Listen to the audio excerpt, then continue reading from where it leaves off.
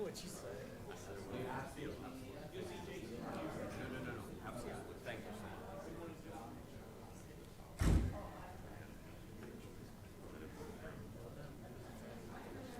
She was giving me some beautiful.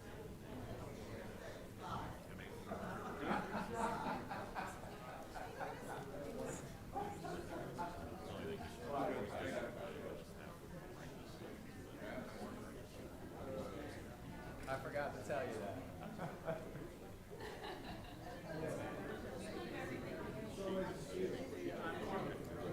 City manager of America.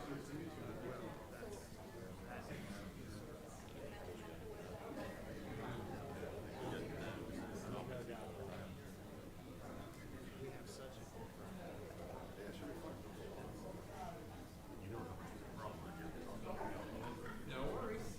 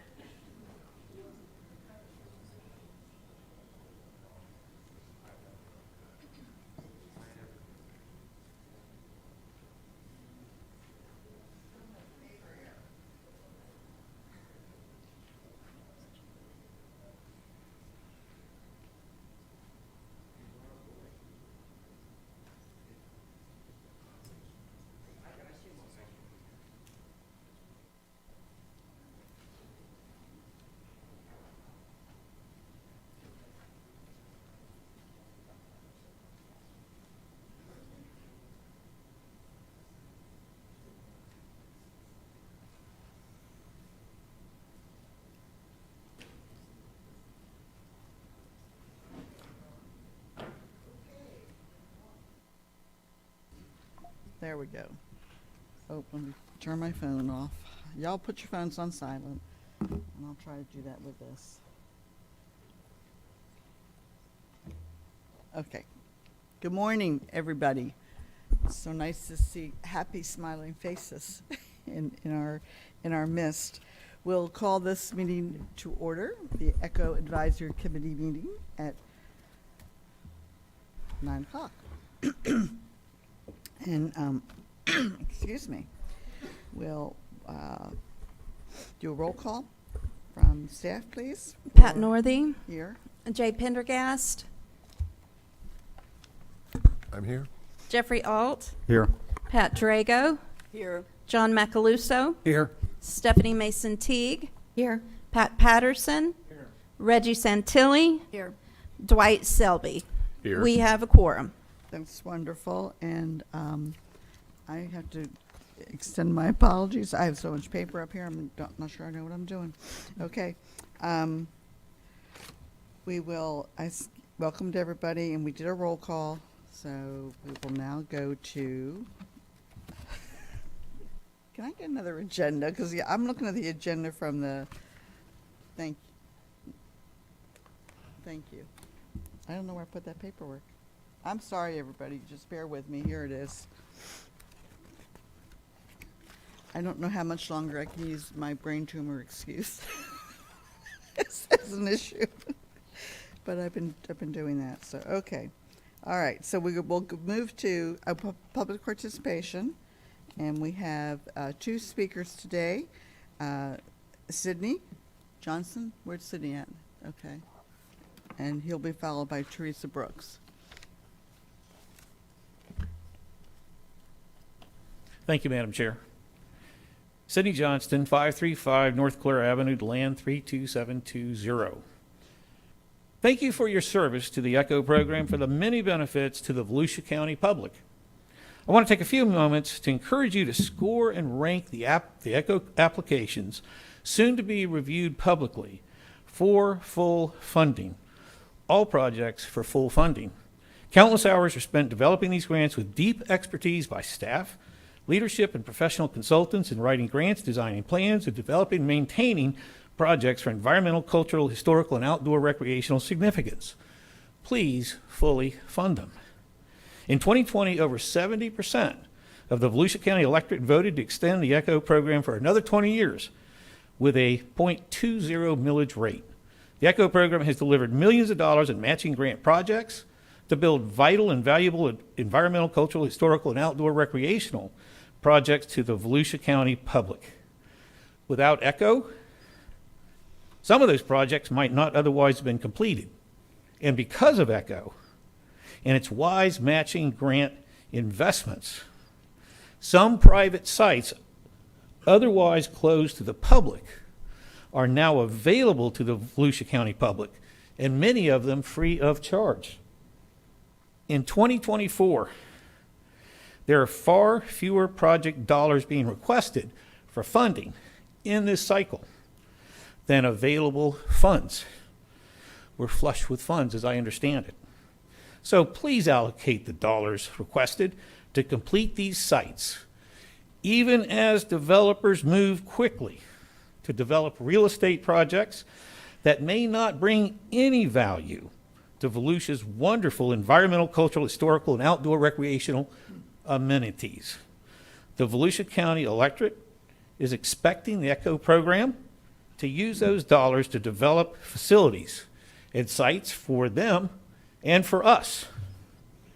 After today's session, regardless of the outcomes, I encourage your work, our efforts, to include service as ambassadors of the ECHO program, encouraging others to come visit these sites, to come experience the results of one of the finest grant programs in Florida, and to engage with others in buildings, facilities, museums, parks, trails, and waterfront and oceanfront landscapes. And I close that they embody the environmental, cultural, and historical outdoor recreational best in Volusia County that we have to offer to the public.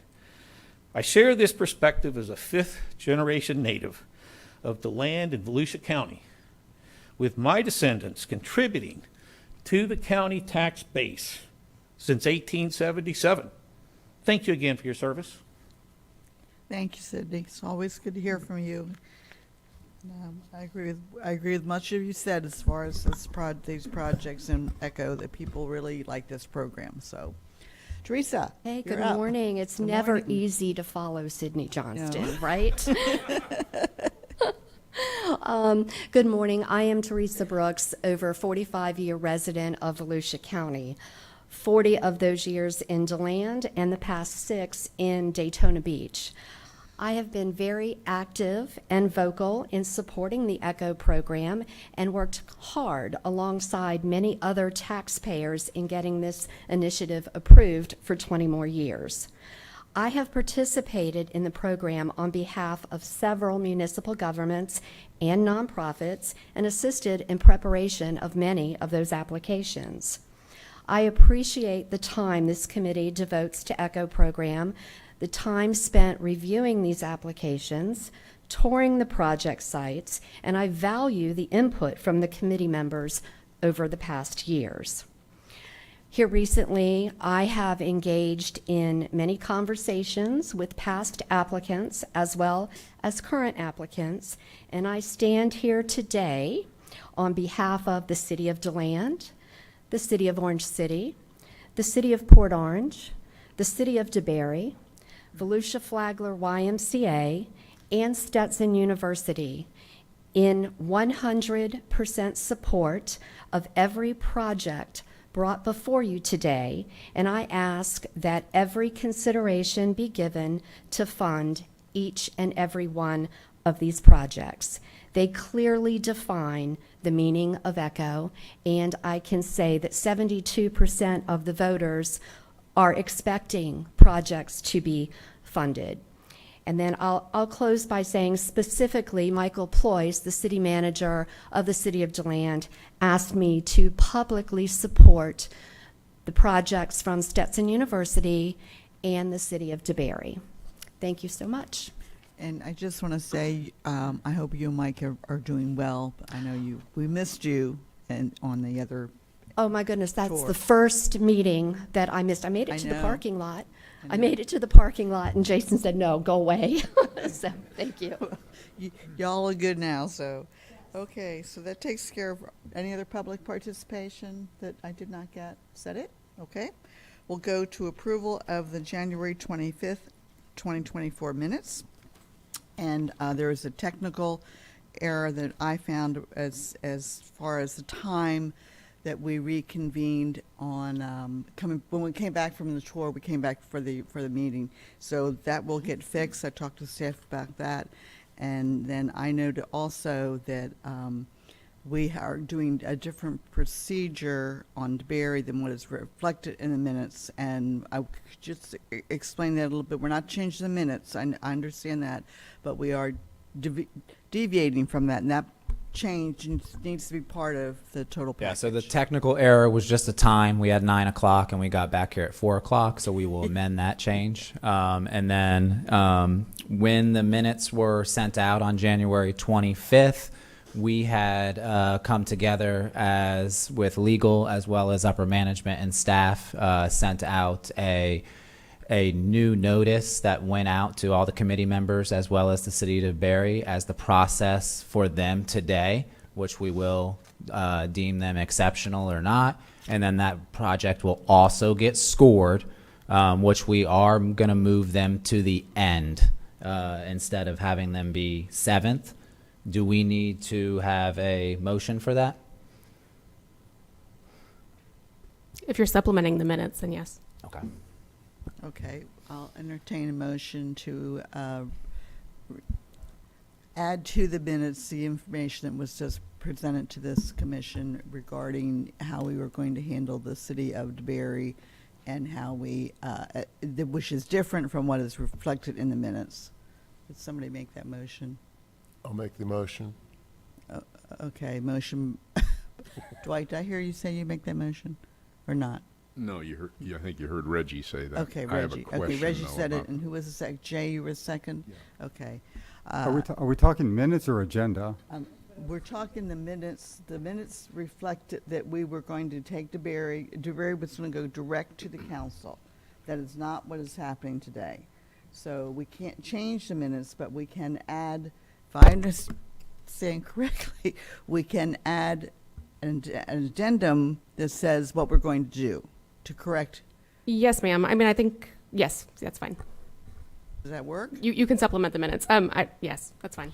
That's the easiest thing to do. We're also going to need, if you're going to change the agenda. I you'll just also want to need be vote on sure that. that explanation is included in the agenda Sure. packet that's for posterity purposes. Yes, ma'am. Okay. That's fine. So do I make a motion for regular minutes as they are, or do I? You're going to need to move to supplement the minutes I did. with that additional Okay. information if that passes. I don't think do we have a vote on that one? No, we're Okay, so doing we need to do now. that, Jeff, and then you can accept the minutes as supplemented. Okay, is that clear as mud, Jeff? I- I just want to be sure that information that is different from what is, we can't change the minutes because that was what we did. But we're going to do something different today than what the minutes reflected, and I think that needs to be added to the package. Madam Chair, I'm not familiar with a supplement to minutes. Okay. Not familiar with that. Well, then seems let's do like we this. have minutes Let's of do this. what was We'll done at the clean it. meeting. We'll make it clean. We'll just accept the minutes, and then we can talk about the change, okay? I Okay. think Do I I have would a prefer motion that. to accept the minutes?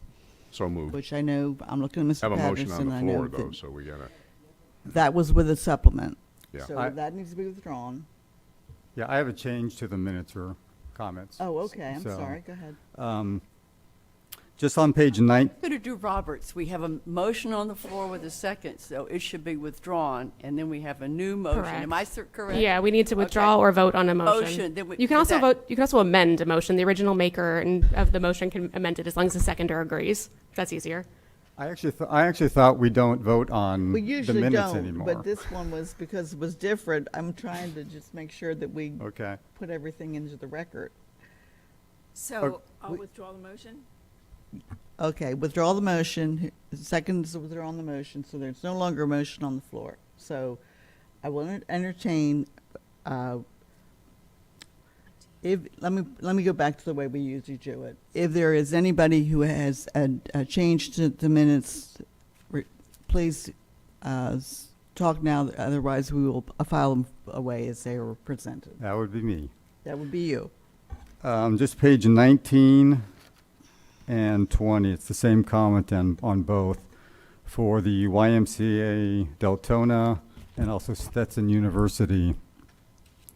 There's mention of me reviewing the annual reports, and I actually gave the figures of people served.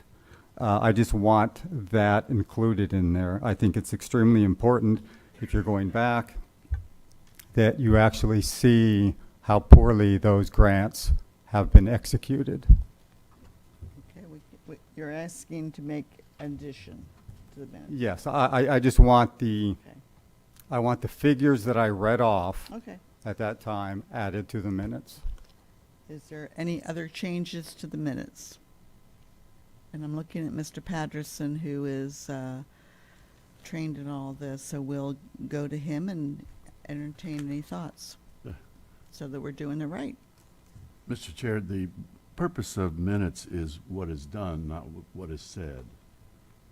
So what is the actual agenda item that you had there and what was voted on and whatever, but yeah, there's a tendency to include in the minutes just about what everybody said here at this meeting, and it's not. Well, I would say I understand that, but there are other examples of commissioners, committee members that make comments, so I'm going to be, Let's not get what is done. What is done is what the motion is. So. I'm going to add those minutes, I'm going to add those in the spirit of collegiality, we're going to add them. I just want to get my okay. $2.98 in. Okay. I hope this is not a reflection of the way this meeting is going to go. Okay, we'll add those to the minutes if that's agreeable with everybody except Mr. Patterson. And with that, we will file the minutes away for, with the corrections made. Okay, now we are back to, is that right? I don't think we actually had a vote on that, so if you can call. We have to vote on that. Yes, ma'am. Okay. If you had a motion, you have to vote on it. No, we didn't make a motion on the minutes this way. We made the motion originally, we withdrew that Right. that motion. And there was not an alternative motion? I thought there was an alternative motion that came through. No, I from Mr. said we'll Alt. go back to the original way where we will file the minutes away if there's no corrections or additions, and now there is corrections or additions. And now do we need to make that motion then? Or can we file them away with the corrections? Because we are changing the minutes to add to it, I would vote on it. Yes, ma'am. We're not changing the minutes. Well, the addition was the addition of Mr. Alt's requested Oh, statistics, I'm correct? sorry, yes. Right. If we're going to change the Okay, minutes, then I I'll- believe you need to vote Jeff, on it. will you make a motion for the minutes with your changes? Sure, I move to approve the minutes with the addition of the statistics on both the YMCA and Stetson University past grants included in the minutes. Okay, and who's going to I'll second second that? it. John, did I hear you second it? Okay. Any other corrections or additions? Otherwise, we will take a vote. All those in favor? Aye. Aye. Aye. Opposed? Okay. We'll move it along, go through the minutes. Okay, so now, I still have the question of the change in process. Do we have to vote on that? Yes, we need to change. We need to vote if we're going to change the stated agenda as published. Okay. Well, this is changed to what was reflected in the minutes. The minutes reflected that we were going to directly to council. Oh, okay. No, I understand your question now. So the minutes can't be changed, right? We didn't change the minutes on Right. that. So as far as changing the process itself, no. Okay. What has been published in the agenda is the only thing we would Okay, need to take all a right. vote on. Take a vote on that process. Okay. No. All right. No, the order of the agenda is the only thing I think you would need to vote on if you wanted to change the Okay. order that was published. Okay, with that, we have finished with our minutes, and we will now be the official opening as the grant review panel. And item A is grant review and scoring procedures, and there's been a lot of questions about this new procedure scoring. Yes. So Daniel Marsh, Echo Manager, you will review. We have not yet, no. Not yet. When I get to that slide before we start the process, I will ask for that. Just for the audience, there was a new sheet that we are scoring on. This is the first time. There's been some confusion on the sheet just because it is big and adds a lot of information, and the items in the way that you all filled out your information does not necessarily follow that sheet, and we'll talk about that in the next meeting when we get to updated policies and procedures. But for those people who have not used this, and that includes all of us, that this is a little bit more detailed, and so if you could, some members have been confused, including me. And finally, as my buddy here next to me said, Jay, that by the 9th time that you did this, you finally understood what the heck you were doing. So Yeah. So with I'll the try scoring. I will try to go over the score sheet, and you guys can ask questions as we go along. So we will review each application individually, one by one. There will be committee discussion that will give you an ample time to ask questions to the particular project when they come up for their score. Okay.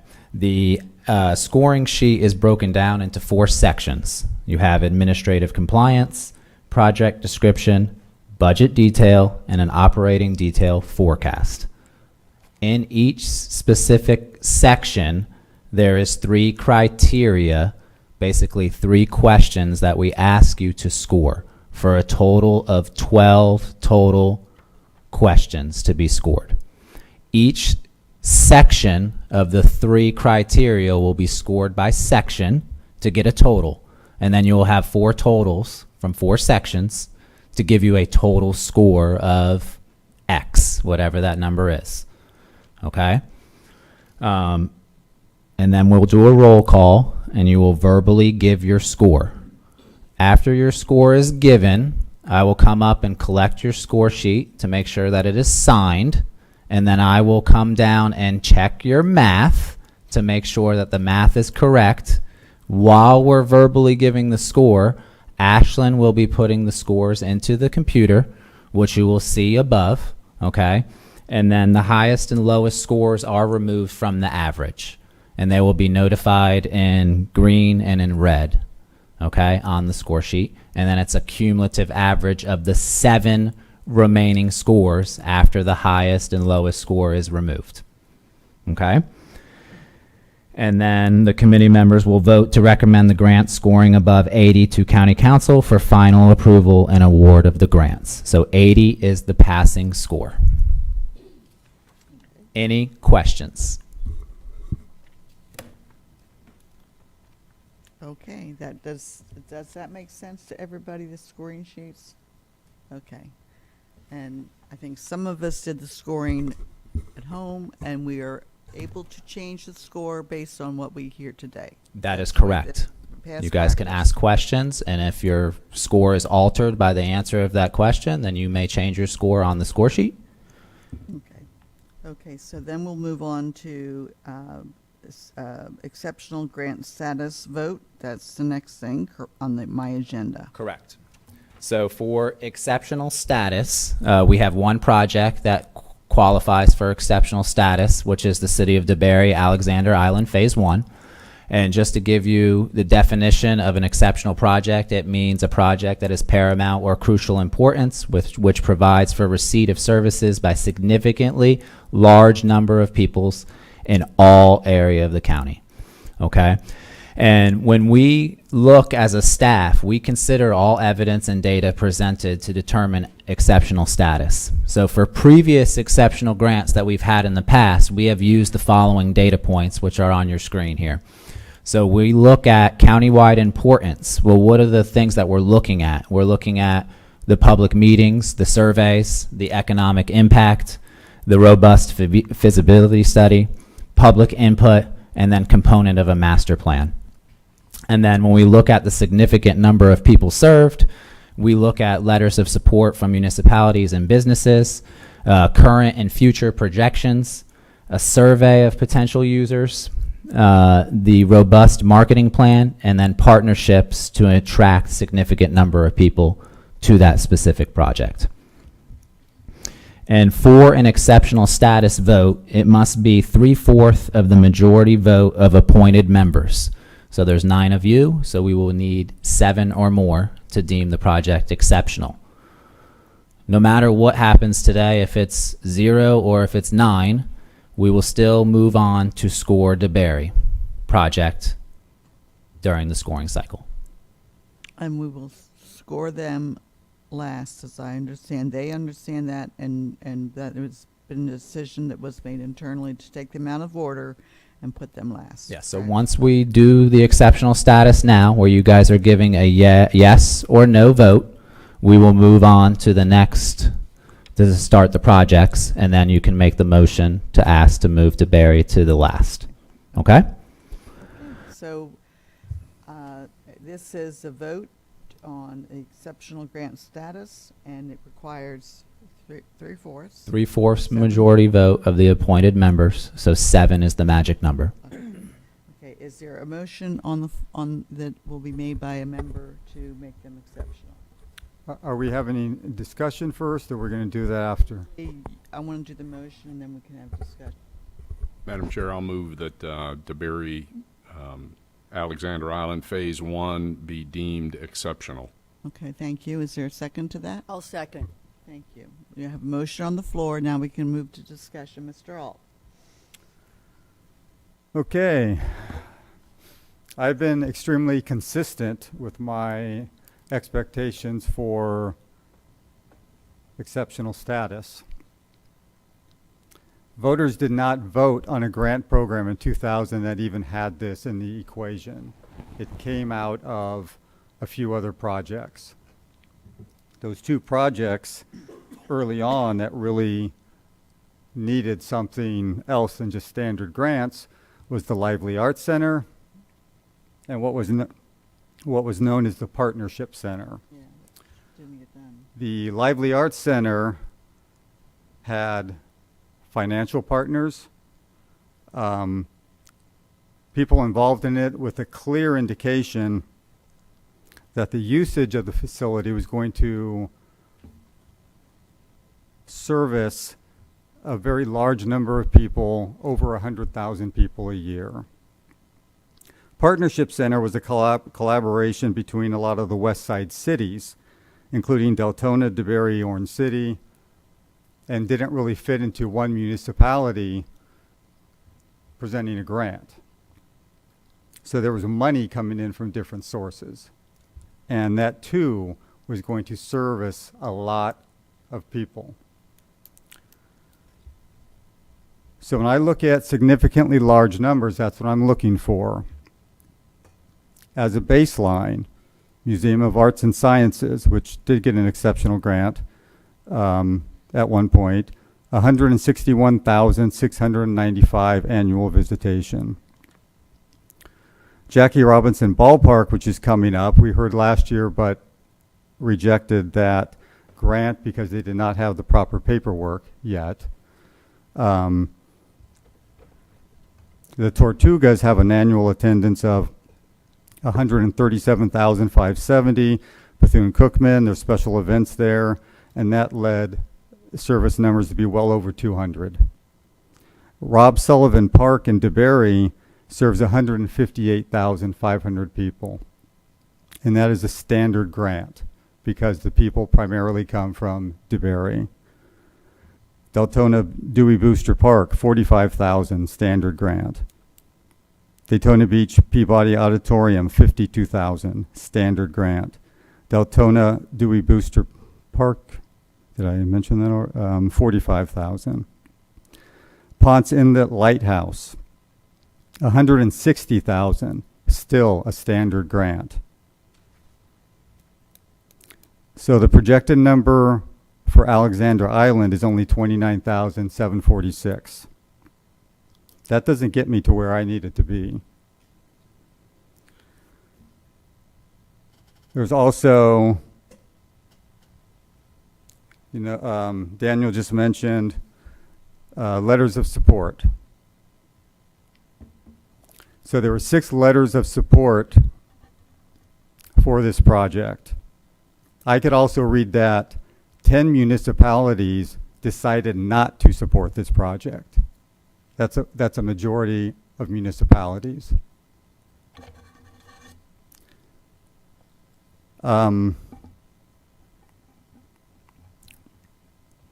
It was mentioned during the eligibility hearing that DeBary has a lot of money already invested into this project, which is good because they purchased the property. I'm not sure why the Forever program didn't get involved. And I know DeBary used the ARPA funding to purchase the property. So it really wasn't general fund. It was federal tax dollars used to purchase it. And there are no other partnerships with this. So the success of a grant does not come from spending the money. It comes from people served. That's my key indicator. And I don't see the number of people served hitting that. But they are more than welcome to phase this and come back multiple times over the years to get several standard grants. Other organizations have done that. So to me, this does not meet the criteria of providing services to a significantly large number of people in all areas of the county. Thank you, Mr. Alt. Let's just go down the line. Ms. Drago, do you have any comment? I listened to Mr. Alt. He's an experienced committee member, and I appreciate that and his input. I think I indicated at our prior meeting that I was very impressed with the value of the property to the public and the value of the commitment of the city of DeBary to the project.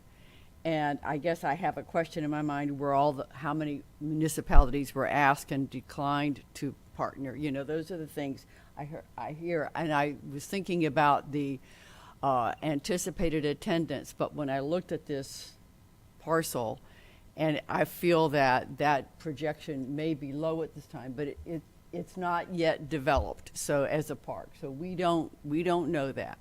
I still think it's an exceptional property, and the commitment of the city is exceptional, and I want to hear from the other members, and that is why I seconded the motion.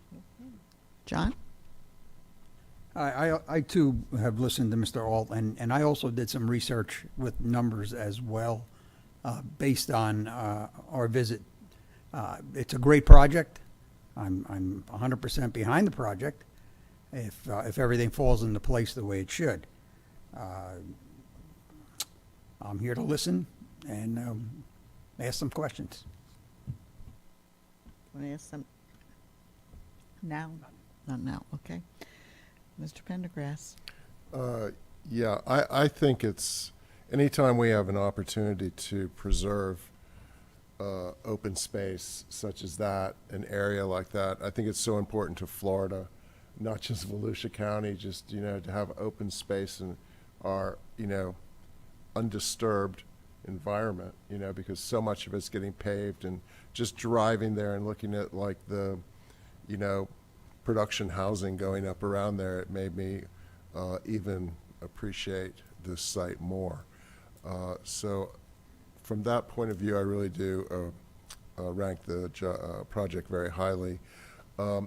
As you know, I had a lot of questions about the drawings and what was in the drawings and what was in the submittal, and I did review them, and I just hope you can get up to speed very quickly, because I'd really like to see this project happen. I appreciate the fact that the city has put money into it and prioritized it, but the fact that the drawing package was not as tight as it should be, was a concern to me. Okay. Stephanie? I enjoyed the tour very much. I think it's a beautiful piece of property, and I think the presentation of the future plans are very admirable. I think it will be, has the potential to be a wonderful addition. I struggled to see that $2.5 million. The ask is representative of what was presented in the application. I think that it's a wonderful application, and maybe several phases would be more appropriate based on what was submitted.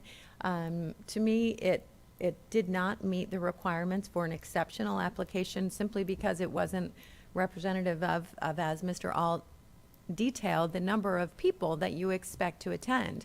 And I think without, there was another comment too about the marketing plan.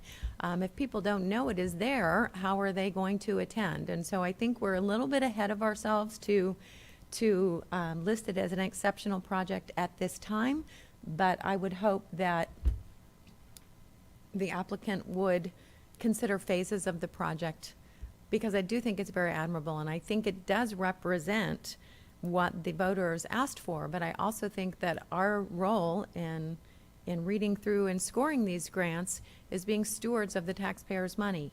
And I don't think I personally am not ready to okay $2.5 million for this project at this time. Mr. Patterson?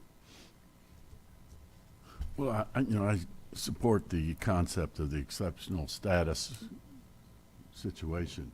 As far as my comment on this project, I wasn't able, unfortunately, I had to withdraw the little journey at the last meeting, so I can't comment any more than that, other than I think that the concept of exceptional status is a good idea, and we'll just have to rate it, rank it from there. Reggie? I do support this grant as exceptional status. I agree with Jay that it's very important that we do conserve land when it becomes available. The city of DeBary has skin in the game by making the purchase. I think that the survey of potential users is conjecture. They've just broke ground on a town center. There's lots of development, not only residential but commercial development going on in DeBary. And I think with Sunrail, you're going to be bringing more people in. So I do support this project.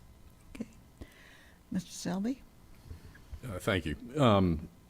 I think this is a very good project. I support it. I think I did have a question, though. Well, first a comment. The comment is relative to attendance. I really, I was thinking about, Mr. Ault, about your comments, and a lot of those venues that were generating numbers in excess of 100,000 are, sort of brick and mortar type facilities that many of them have paid admissions. The Tortugas as an example, or a theater.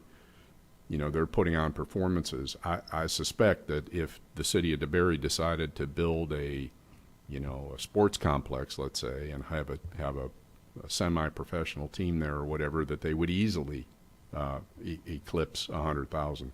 So I think it's because it's a different type of facility. I'm able to. I don't see that. I'm not likely to compare numbers on the same scale because it's a different type of venue. But I do have a question for the applicant, and that is, I believe there's a reference to having spent, in addition to the purchase price, another $1 million. And I was unable to. I didn't see that in your proposal. What comprises the other $1.8 million? Okay, Mr. Selby, I'm going to allow the city, because this is exceptional status, to come up and answer those 3 questions that were posed by and then any additional ones before we take a vote on exceptional status. All right, thank And you. that's what we're voting on right now. Do they meet exceptional status?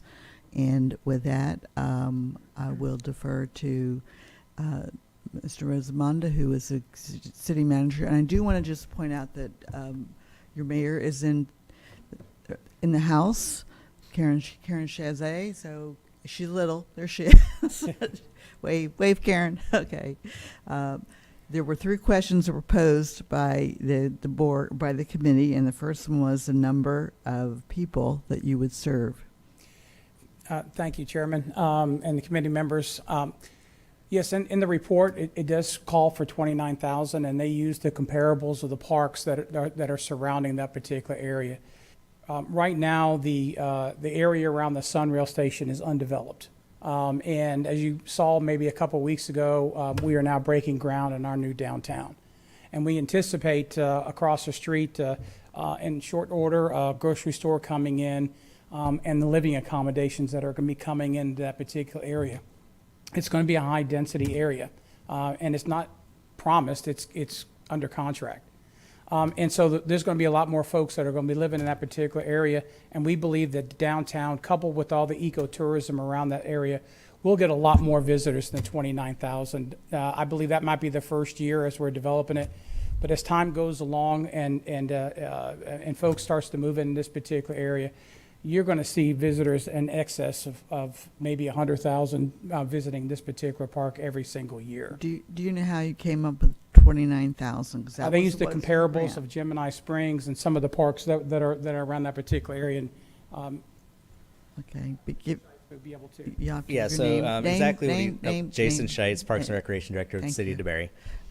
Yeah, it's very difficult to come up with a number, right? We have a blank slate, a lot of undeveloped property in that area, so it's not really hitting its full potential right off the bat.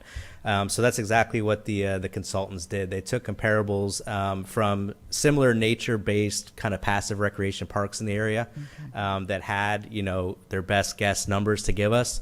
But again, a lot of the times, even with those numbers and some of the ones Mr. Ault rattled off, when we're trying to come up with usage and numbers, for our project with Rob Sullivan Park is a little bit easier because we have registered participants. There's certain things we can do at the park because it is a developed park where we can come up with a number, but it's not like somebody's at the front gate, taking a ticker. Sometimes we go and count cars, we go by registrants, things of that nature. And, when we spread it out throughout the course of the year, that's the number we come up with, and we have the data to back it up.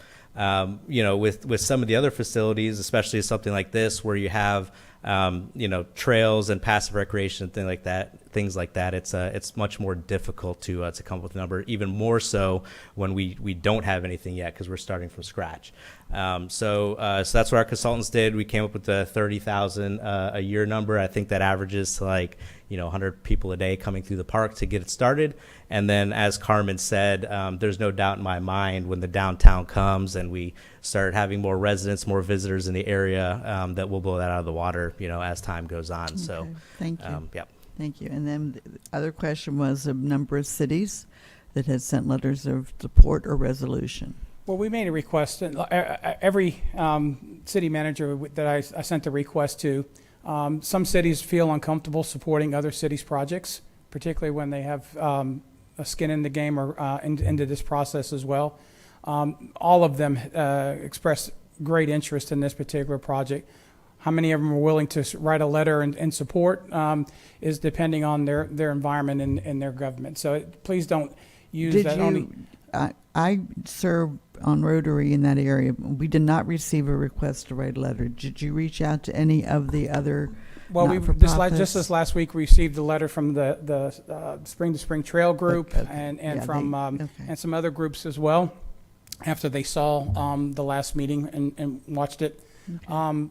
But again, it depends on what the cities will do, and please don't take 6 cities out of 16 as other ones are not supporting. They all support it. It's just those that were committed to writing a letter on our behalf. So. And then there was a request. It was the 1.8 million. Was that the right number? Yes. I mean, the 1.8 million is our match for this particular project. What we presented is just phase 1 of this particular project. There's 170 acres on this property on the river. It's going to be a very, very large project. And so phase 1 is $4.3 million. That's the $1.8 million that we put up for match and the $2.5 million that we're asking for the county. And so this is only phase 1. There's many phases to this particular project, phase 2, 3, and 4. Remember, we got 1.8 miles all the way around riverfront that our plan is to build a boardwalk all the way around riverfront boardwalk. And so, yeah, it's going to take a lot more money than $4.3 million to finish our vision. Okay, and because this is an exceptional grant, I'm going to go back to those members who had. Madam Chair, I mentioned that I did have questions. Yeah. Mr. Rosamond and the other gentleman basically answered my question. You have a marketing plan. It's the growth. So it's settled. It kind of settled what I had to ask. Thank you. Mm-hmm. Okay. I don't see anybody else who has a question. Yeah, I'll have a question. So you keep talking about other phases, and that's what I want to see. I mean, what we're lacking is a complete overall plan for the entire project. So it's there, that the entire concept is there, and then phase 1 and phase 2 are outlined in the proposal. There's an itemized list of phase 1 and phase 2. And so, yeah, phase 1 is $4.3 million, and that's what we have provided there. So there's phase 2 in there as well, which is planning on taking the boardwalk all the way around, outlooks all the way around the property, all the way around riverfront. You'll see that in the concepts there on the maps that we have provided. So, all of us are in agreement that the project itself and the land is beautiful, gorgeous, but it is protected now since you bought it. What was the reason not going to forever? Was it because we applied for forever, and unfortunately, the contract that was designed for the Volusia Forever was not adequate for the city of DeBary. One of the provisions in there is that we disagreed with was the penalty for noncompliance. And the penalty that was in for noncompliance said that the city would have to pay back the prop money plus interest. Now, the interest was 1% per month compounded with no limits. And if the city had a violation 20 years from now, the interest alone would be $20 million.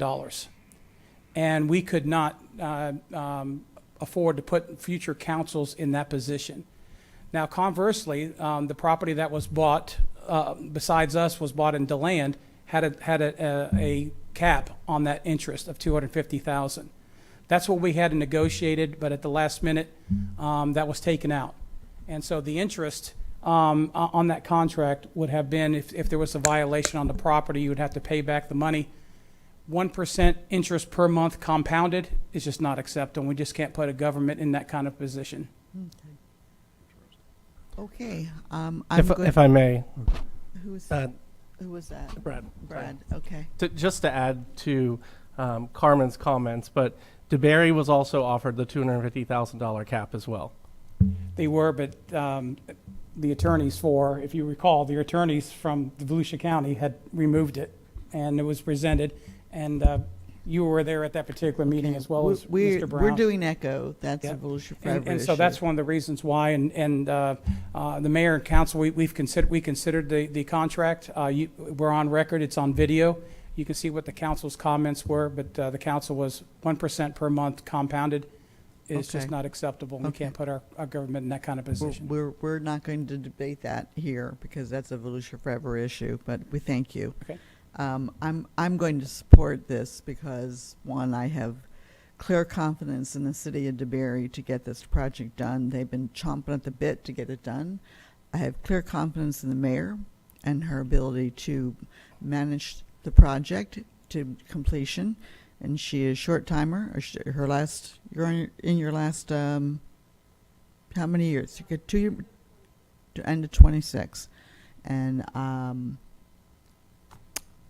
I'm confident this is going to get done. And anytime we can save Riverfront, we should be doing that. So we will move to. I just have one final comment. One final comment. And it's this entire board last meeting had a perfectly good solution or suggestion to have you come back in a few months. We have had two grant cycles before at the request of council. And I just think it's sad that we're not doing this by the book. Okay. They do not have a completed application, so. Okay. And that's, depending on how this vote comes out, that's a possibility. So, okay, we have a motion on the floor. Will you reread the motion and then take a voice vote, not a voice vote, to individual ballot? Pat Northey, Yes. Jay Pendergast, Yes. Pat Drago, Yes. John Macaluso, Yes. Stephanie Mason Teague, No. Pat Patterson, Yes. Reggie Santilli, Yes. Dwight Selby, Yes. Jeffrey Alt. No. Okay. That's a 7-9 with 2 opposing. So they have met exceptional status, as I understand it, correct? Three-quarters of a vote. Okay. All right. Congratulations to Barry. We'll now move to 2024 ECHO grant application review and scoring. And we'll start with the Seville Village Improvement Association. And turn to staff. Just before you start, let's make the motion to move I'm sorry, you're DeBerry. right. I need a motion from someone to move DeBerry to the end of the. Madam Chair, I'll move that the City of DeBerry Alexander Island Phase 1 proposal be moved to the last item that's reviewed. Is there a second? I'll second the motion. Okay, motion been made and second. You just do a voice vote on this one. All those in favor say aye. Aye. Aye. Any opposed? Okay. Okay, it's your turn. Okay, so up first will be Seville Village Improvement Association, the historic Seville School restoration. The ECHO request is $214,779. Okay. So I want to be clear, what we're doing now is we're discussing the score and the application, and then we're going to prepare our score sheet and hand it in. I just want to make sure what we're doing right now. Yeah, so you'll be scoring the application. Okay. Now, if you have any questions for them, now's the time to ask. And then once the questions are complete, we'll start compiling the scores. Okay. and if I had questions, it would be as much listening to my fellow members as it is to questions of the applicant. So want to hear what other people say. Is there any comment on this application other than I will say I loved it because it is a not-for-profit. They've worked hard. They provided in my opinion, an excellent application that showed that they in fact do what they say they're going to do. They remind me of Enterprise Preservation, which also got ECHO money and has spent it well and still operates daily. Most days are open. I think they close a couple days a week, and does festivals. So I think that we should be making sure that our historic piece of it stays intact and that they get their money. I'm going to swarm above. I do want to add that included in your guys' packet, they did submit to us their state appropriated grant that they did receive from Tallahassee. Yeah. So that is included in your packet. So they met everything. They did meet the requirement, yes. Okay. Ms. Draco? This school and this project is dear to my heart. When I was working with the school district in facilities, I cared deeply about this particular school. Our department worked very closely with the Village Improvement Association of Seville. It broke my heart to close the school, and we're so glad that we were able to transfer ownership and that it stayed in open ownership. And touring the school again, I still feel the same way, and I feel like what has been brought forward really shows that they've got the wherewithal to take this forward and to continue to maintain the property, keep the historic nature of it, and it has a future. So thank you. Okay. Mr. Alt, I see that you want to say something. Yes, do we have, are they here? Yes. The unencumbered cash match that you have, is that coming from the grant? Mike Register, President, Seville Thank- Village Improvement yeah, thank- Association. You know the drill. Yes, we received a $450,000 grant, which we just signed with the state this last week. Okay. Yeah, for a small organization, I thought that the grant was extremely well worded, very clear. We know what you're going to do. From the beginning, ECHO has had an emergency historic stabilization grant that we unfortunately have had to use several times because buildings have just been neglected. I give you a lot of credit for having the initiative to maintain that building as well as you are. You know, your financial statements aren't great because you're all volunteer, but you know, if you read the entire ECHO resolution, the 6-page resolution that was created, there are 2 big whereas paragraphs in there about preserving our history. So for an organization to have the heart to continue to take on the responsibility of a historic facility and a school, have all the volunteers, really maintain it, I give you a lot of credit. That is, in my opinion, you know, the heart and soul of the ECHO program, what it was started for. Yeah. So, you know, I do have questions about the financial stability just because it's volunteer-based, and if you lose your volunteers, then what? You know, that's the big question. But I like the grant. I think your board members have all heart, and I wish you a lot of success with it. Thank you.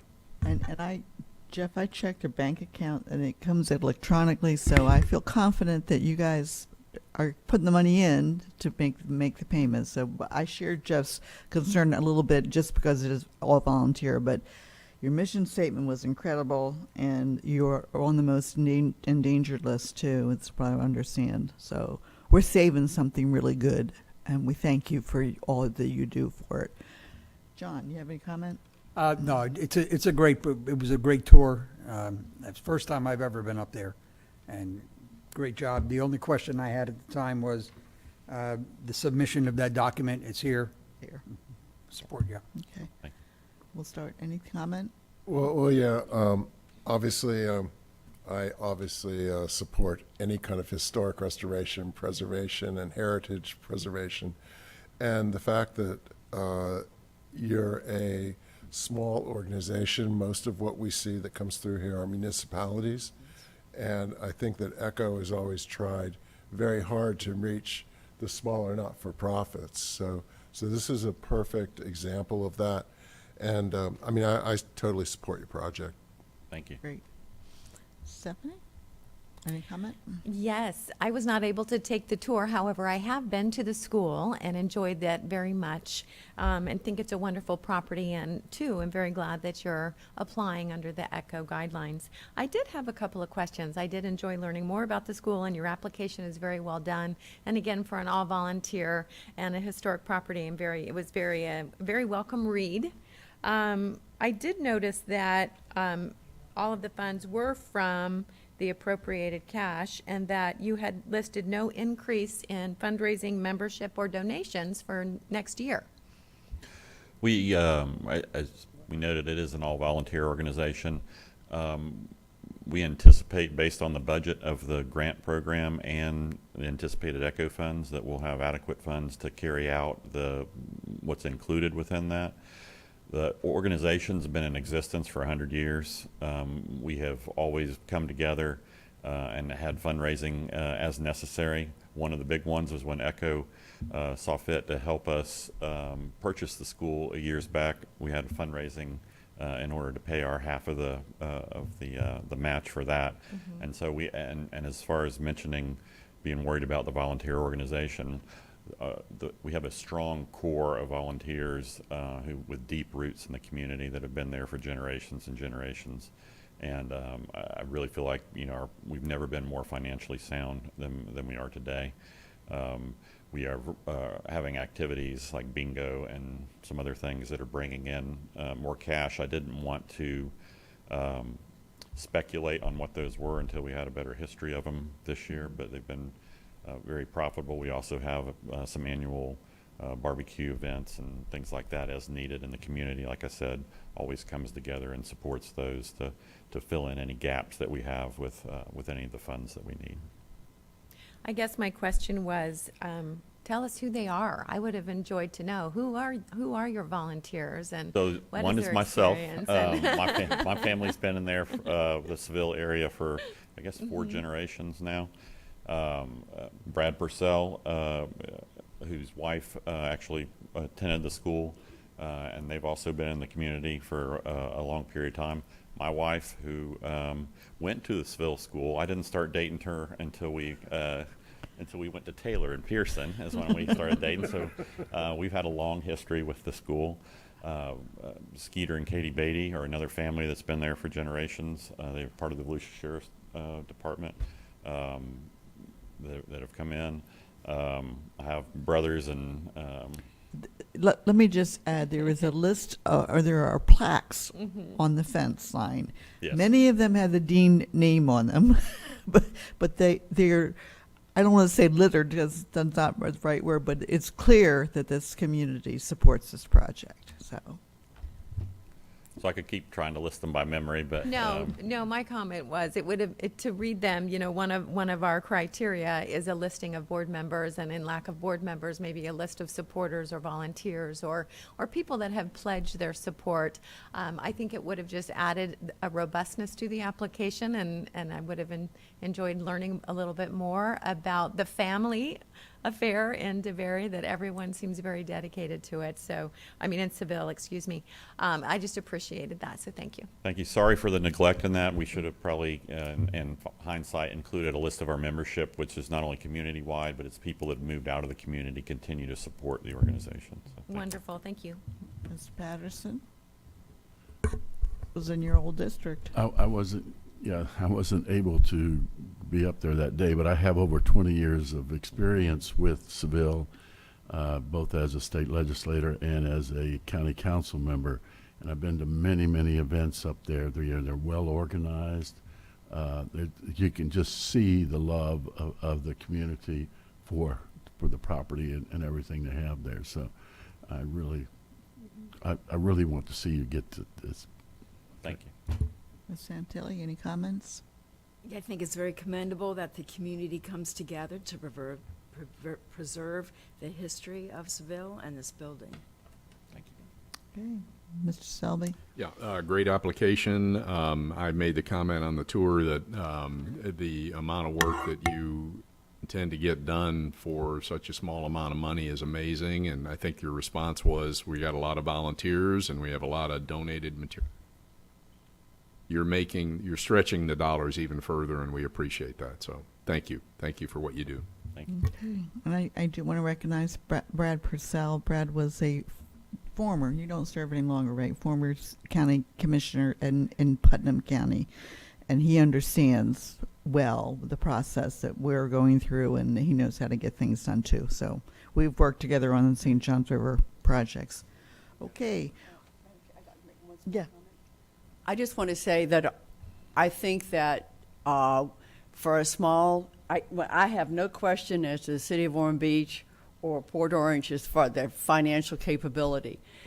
We may be the make or break on a Seville, and I think it's important to recognize that that's really a lot of what the public has trusted us with as well. We want to make sure it's well taken care of, properly managed, but we may be the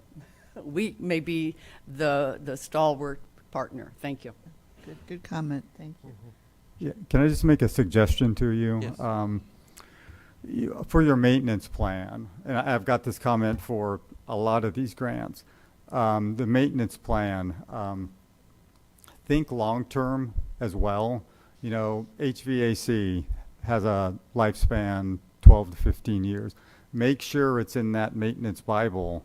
So, you know, the next volunteers that come in, or if something, you know, I know Barberville had one of their main people pass away unexpectedly a month ago, and I know Enterprise has had 3 people move on.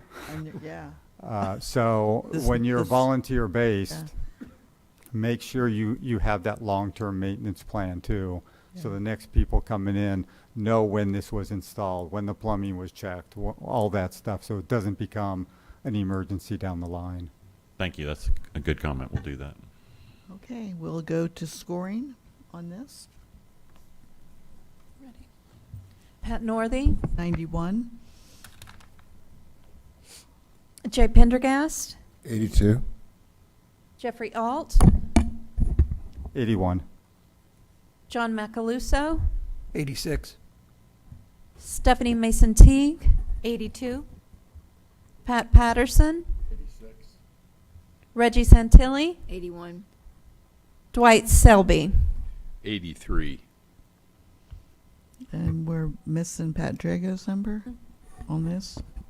I can understand why. I have it at 97. I'm was new to great. this.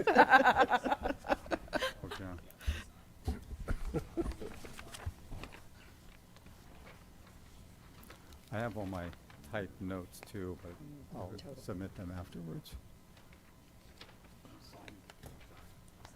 I signed it.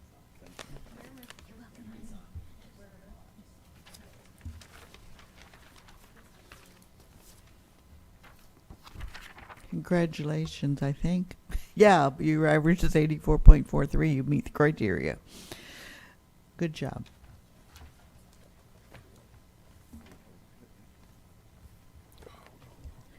Now, our You gave me the wrong one?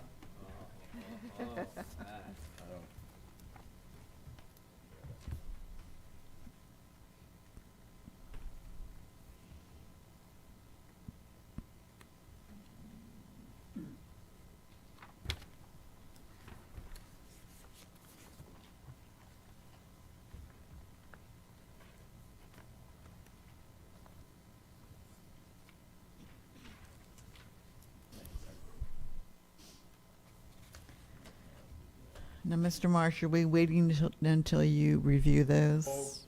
I'll do the math as we go along, and if Okay. there's any corrections, then I will announce that. Okay, as Okay. of this point, they qualify to go to the council. Congratulations. Okay, we'll move to the City of Ormond Beach Sports Complex Softball quad installation of LED lighting. And the Echo request is $456,479. And is there any comment or questions on this for the applicant? Is the applicant here? Okay, y'all are here. Okay.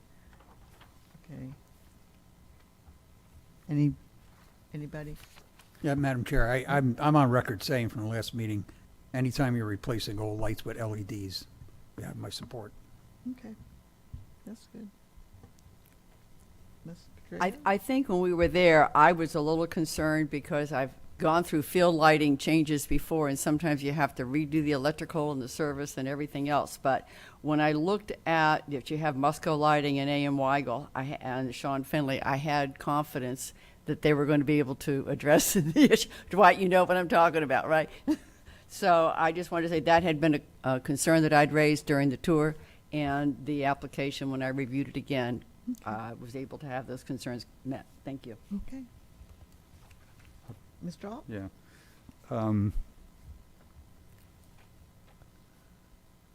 I just have a maintenance question again. Not go really ahead. a question, you don't need to answer it, but where are you? Okay. Come on down and put your name in for the record so we have a record that you're here. Alex Schuman, city engineer for City of Ormond Beach. Okay.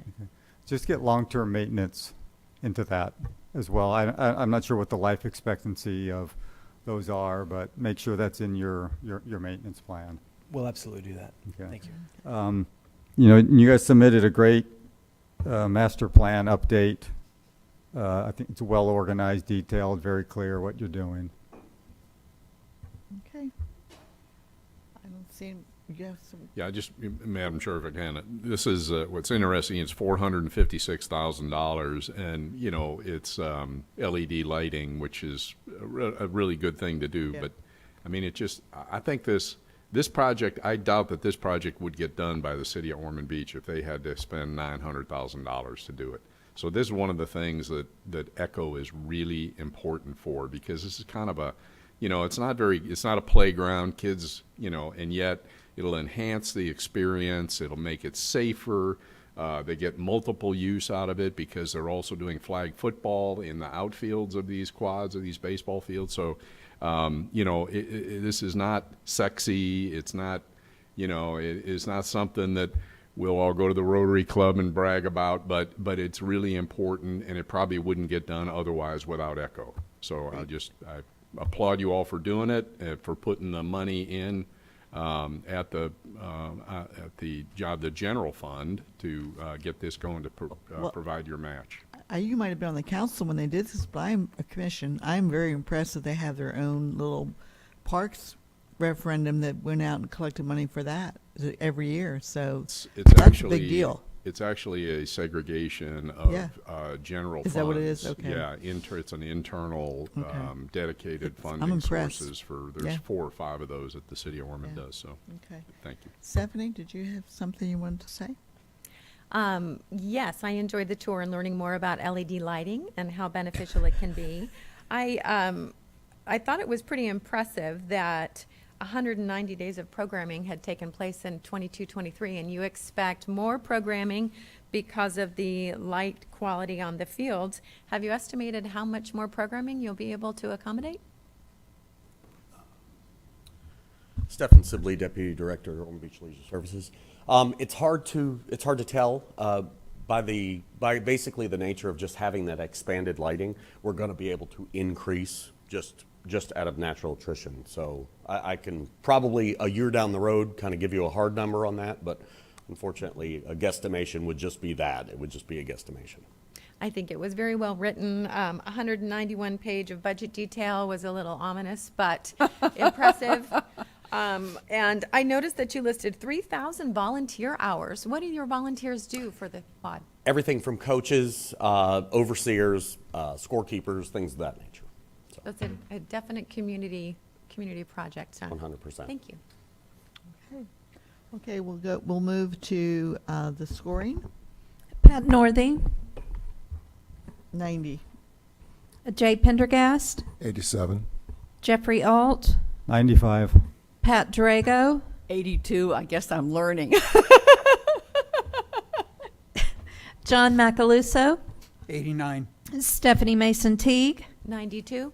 Pat Patterson, Reggie Santilli, 91. Dwight Selby.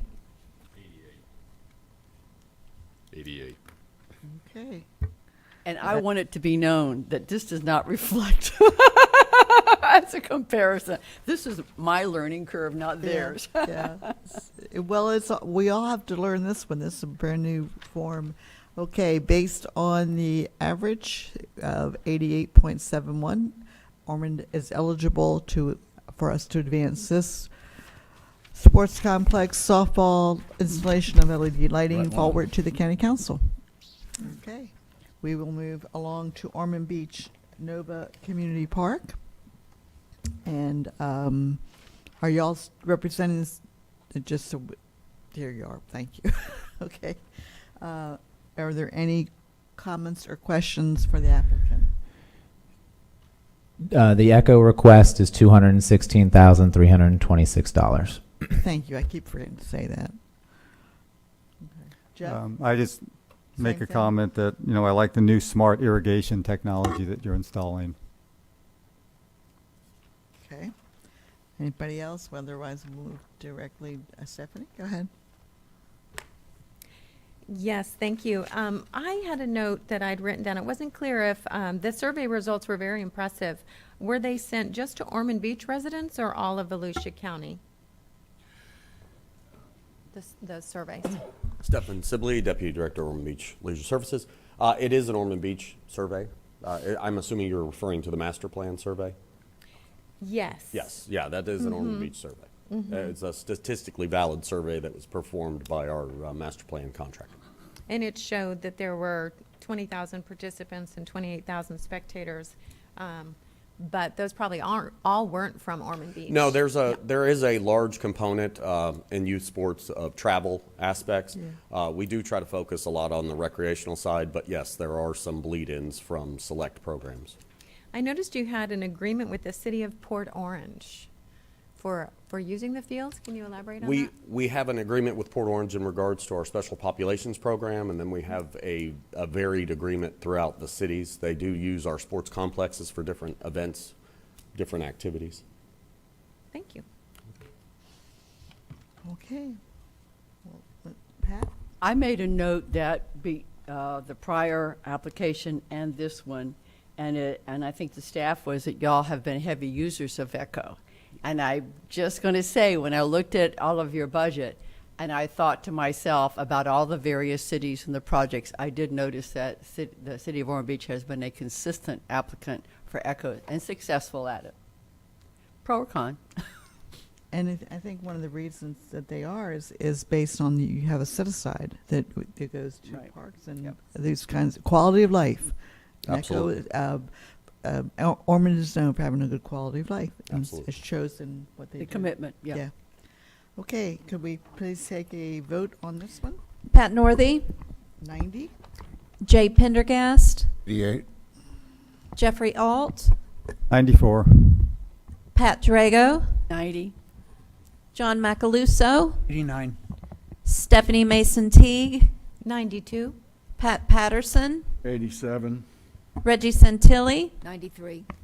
Dwight Selby. 89. Okay. And with that, the City of Ormond Beach Nova Community Park improvements meet the required average to be advanced to the County Council of 90.14%. Congratulations. We're glad to see you do those projects. Okay, we will now move to City of Port Orange, City Center Playground improvements, and the ECHO request is $150,000, and that's a budget decrease. And would you talk about the Yes, so the city of Port Orange submitted the budget decrease, which is provided in your packet, as well as sent in a email stating the decrease as well, which will take the project to $150,000. Total decrease of $100,000. Okay. All right. Everybody remember that? There was okay. Are there any comments on this item, or where's the Port Orange people? Where are they at? Okay, they're there. Anybody have any questions for Port Orange before we? I just have, we're doing these, we have several that are design build. And some projects are really well suited to that and others are not. And I will be conscious of those and which projects are best suited. This one is fine, but some projects require, I think that's a good way to get around having shovel-ready design, but just want to comment on it.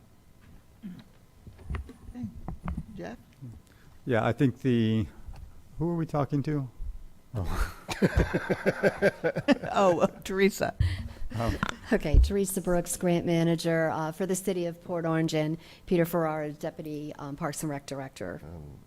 Yeah, just, the ADA playground, it's commendable. It's a definite need. Glad you're doing it.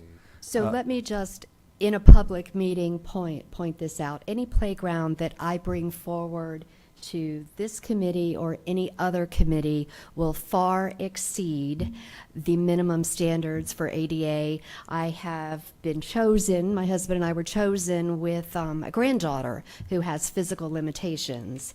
And I will make sure, as I stand here, that every playground will be suited for all children. Good. She has spoken. Don't mess with Grandma on this one. The strategic plan is very detailed. Just want to point out that it's the strategic plan from 2017 to 2022. So we're in 2024 now, and I know this fits with the continuation of that, but I hope the city updates that. It is. It's in the process of being Okay. updated, yes. Okay. It just wasn't available at the time of the application. And just, if for some reason this stood out on yours, some applicants do it, some don't.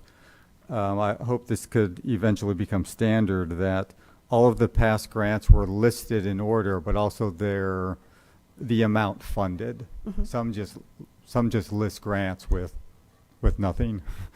So Without me looking, did I list the amount? Yes, you did. And that's what stood out to me. It's like, I don't have to research anything. That's what I like. Okay. Any other comments?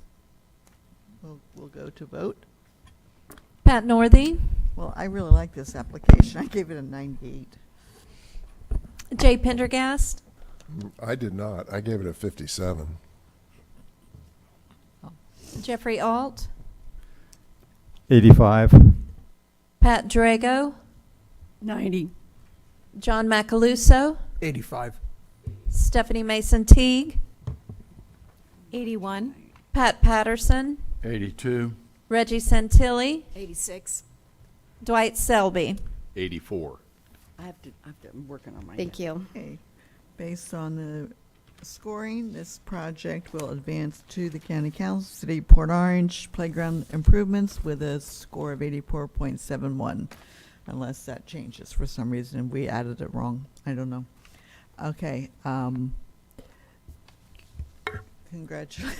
I don't even see him anymore. Did they leave already, City of Port Orange? They're still here? Okay, just want to say congratulations. Okay, we'll move along to the Trying to next get my numbers where I want project it. I'm is, sorry. I have New Smyrna Beach, but want to make sure. New Smyrna Beach, City of New Smyrna Beach skate park expansion, and the ECHO request is $148,825. And I think we all made it to that one except Mr. Patterson. Are there any comments? We'll start down at this end with Dwight. Is there any comments or? No comment. No comment, okay, okay. I don't Stephanie? I did. You're fine. I guess I read very intently. I'm still curious about the design build, and I'm sure we'll discuss that a lot more in our next ECHO meeting, but it makes the scoring difficult because the questions ask if they're project documents and drawings, and they're not. And so I found that part a little bit difficult. All of the funds were approved by resolution, which is great, and the city staff seems to have a very detailed plan. will there be new opportunities for participation, or will it just improve what is already there for the participants And where's to utilize the skate park?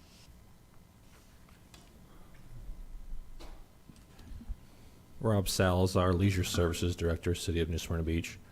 Thank you for the opportunity to speak on this, first of all. The expansion of the skate park will increase the volume of skatable area, so that we would be able to accommodate more skaters simultaneously. So it increase the potential for maximum people to participate. Also, what we're looking for in the design build component, designing skate parks is kind of a specialized forte, and I can't just go to any design firm and have them put a skate design out there that would be suitable and wanted by the community. So we surveyed the user group that participates at the skate park and got the public input on what they want to see for features for future use. And the plan is to go out, once we go out for RFP, and provide that input to the potential bidders and designers of the expansion, and allow them to tailor the design to the community input that's been received. So that's kind of the purpose of the design build. And you'll still retain just one part-time employee?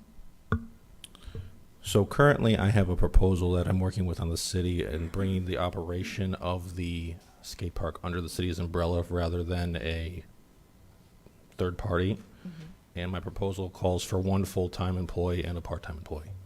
That's So the that will proposed double design. your employees, or more than double? Yes, ma'am. To serve the additional attendees or skaters? Yes. All right, thank you.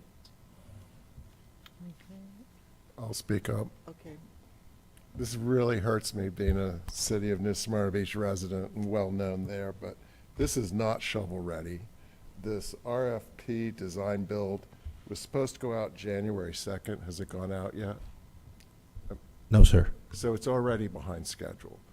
And, I mean, you're already behind schedule, and there's no drawings. Sure. And it's just, I can't support it. Well, thank you for the comment.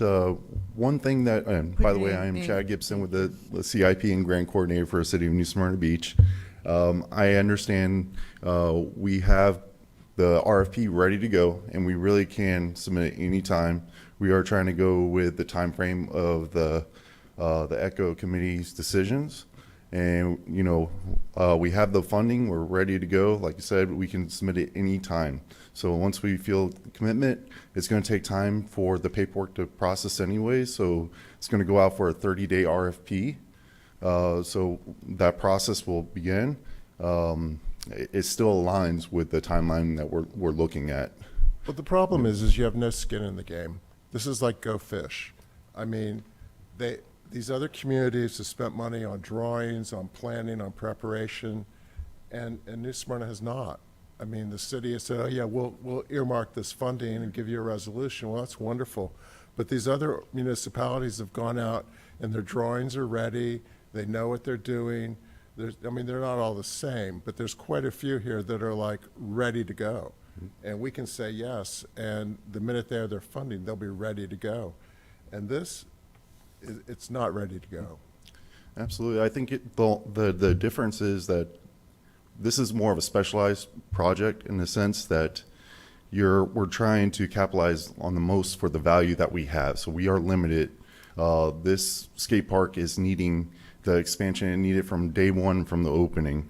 And what we can see is from a design build purpose, when you have limitations on funding and you want to make sure you get the most from that amount, especially when it comes to the design, you want to have the coordination between the contractor and the designer to make sure they can effectively use the space as much as possible. Now, generally, we do not like to go after a design build with the city. We don't do it often. It only comes in certain places. When we do have the skin in the game because we already did the skate park, we are already doing our projects that are enhancing it by replacing the skate shop. We are putting everything towards it. And we just feel that it would better suit for this project a design build. And maybe that won't be for every project, and this would be more of a limited case. But, you know, especially when something is in need, sometimes this is a faster way as well, because you're going to have, this would, if say you went the traditional route, you're going to at least push it back a year, in a sense. And then you're going to have maybe other outcomes that come along with it. Maybe the design doesn't come out as best with the contractor, and the contractor will have to change it. So this makes it a better route. Just referencing to follow up on what Chet stated, the skin in the game for the city is, you guys have been to the skate park on the tour, and you saw the new building that we were bringing in, which is outside of this Echo grant. And that was a $200,000 building that was not included in this because it was a replacement building. As we know, we can't replace with Echo. So that old trailer that was probably 10 years past its life cycle is finally out of there. And this expansion project and the new building phased together is the city's vision for what the skate park can be and making it a true asset to Volusia County. So there certainly is skin in the game, despite maybe that portion of it isn't as illustrated as well in the application. Okay, Mr. Alt.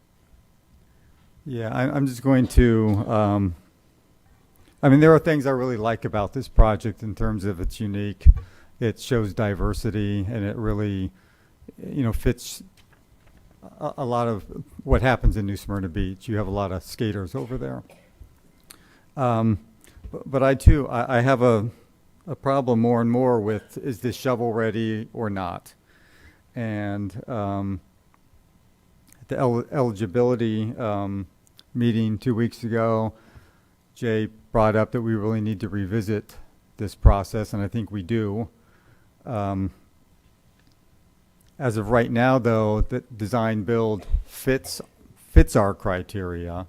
So, you know, I have to be okay with it, but I have issues with that. It would have also been nice to, you know, show pictures of other skate parks with the features that you're going to add. So we have detail, but nothing visual. And without construction drawings, we even have less information. I like the concept, I like the diversity, but, you know, I need something a little bit more. The other thing is, you know, I know you're adding a pro skate shop. Well, Echo doesn't build stores. I understand the importance for that. Can you explain a little bit, because we don't have drawings? Is that funded with this grant as well? No, sir.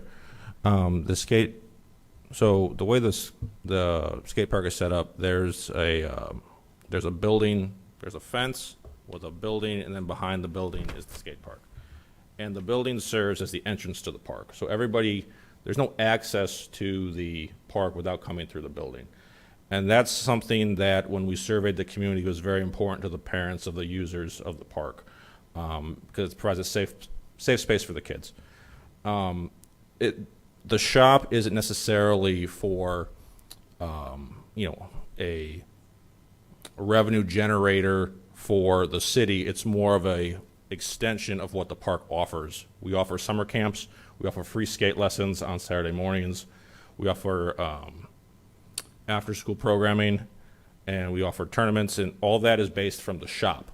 That's not necessarily because the shop is a monetary, you know, force behind it, but it's an asset or a need of the park to be able to facilitate the programming. Okay. What's the normal lifespan of, you know, the features that you're putting in? The original skate park was installed or created in, I believe, 2009, and it's still in great condition. So the new features will be a similar lifespan. skate parks don't deteriorate that quickly, thankfully, because it's mostly going to be concrete and asphalt. So I don't have an exact time frame, but it's going to be similar to the current existing park. Okay, thanks. Okay, let's have a vote on this one. Pat Northey, 81. Jay Pendergast, 73. Jeffrey Alt, 81. Pat Drago, 65. John Macaluso, 74. Stephanie Mason Teague, 81. Pat Patterson, Reggie Santilli, 81. Dwight Selby. 85.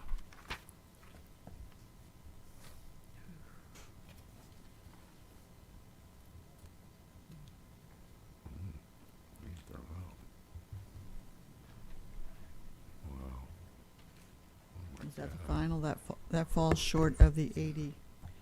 It's because of my score, but I had problems because of the design build, when we visited, even the drainage. Those were the concerns that I had, is that it was ready, and and also that it's a narrow population that it will serve. So I ranked it. That's how. Okay, that will not, Mr. Just technically, it's not because of your score. Well, You just got thrown out. It's the thrown out. lowest. Oh, okay. So thank you're not calculated in the I average. feel better. Was it yours? Probably me.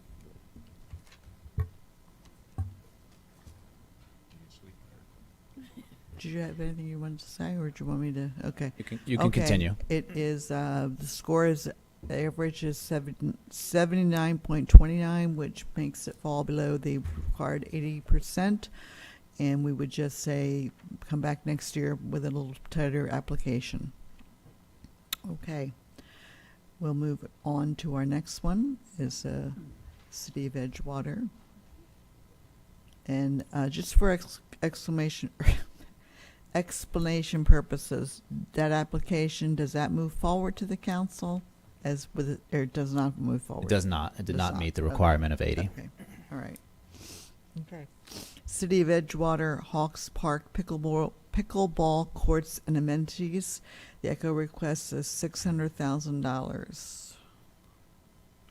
And we'll start. Are there any comments or questions on this one? Is the city here? They're there. Hi, Sam. Did you have a? I just wanted to say, as I reviewed the application, when we were there, I was concerned about drainage. I know this is, and when I looked at the percentage that you're spending on the design documents, et cetera, I thought it was very heavy in the civil engineering, and I understand why you need that, but I just am concerned with the site, and as I said, you're going to really need that civil engineering, and that it's going to be very problematic. So.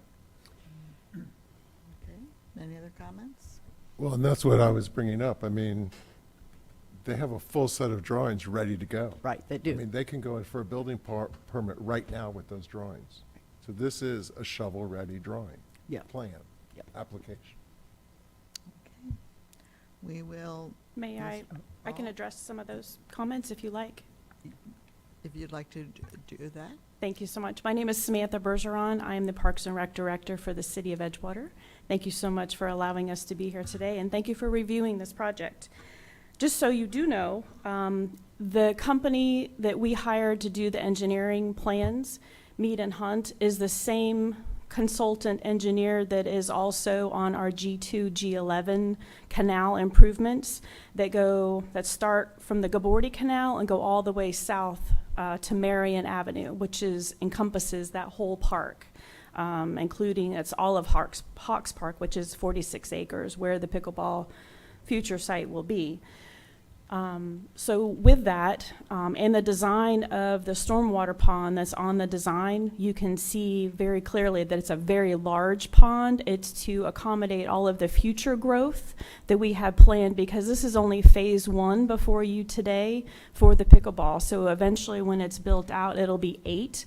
From what I understand, 8 is the minimum needed to do tournaments. And so we want to be able to open this up so that pickleballers from all around can come to wonderful wonderful Edgewater and hold their tournaments. And so with that, with the paving of the parking lot and all of the needs that we have for that site, and also just to point out that even during Ian, that building did not flood. So yes, it is low, and yes, we are very clear and poignant about taking stormwater very seriously. I think all communities are after Ian. In addition, I'd also like to add that for the next city council meeting, which is held on March 4th, we are updating our stormwater plan. And so you'll see that on the agenda as well. So that's a master stormwater plan for the entire city that includes this very sensitive area. We actually have all of our permits in hand, including our St. John's Water Management District permit. And yes, so we've been working very hard. We actually brought this and submitted this 3 years ago.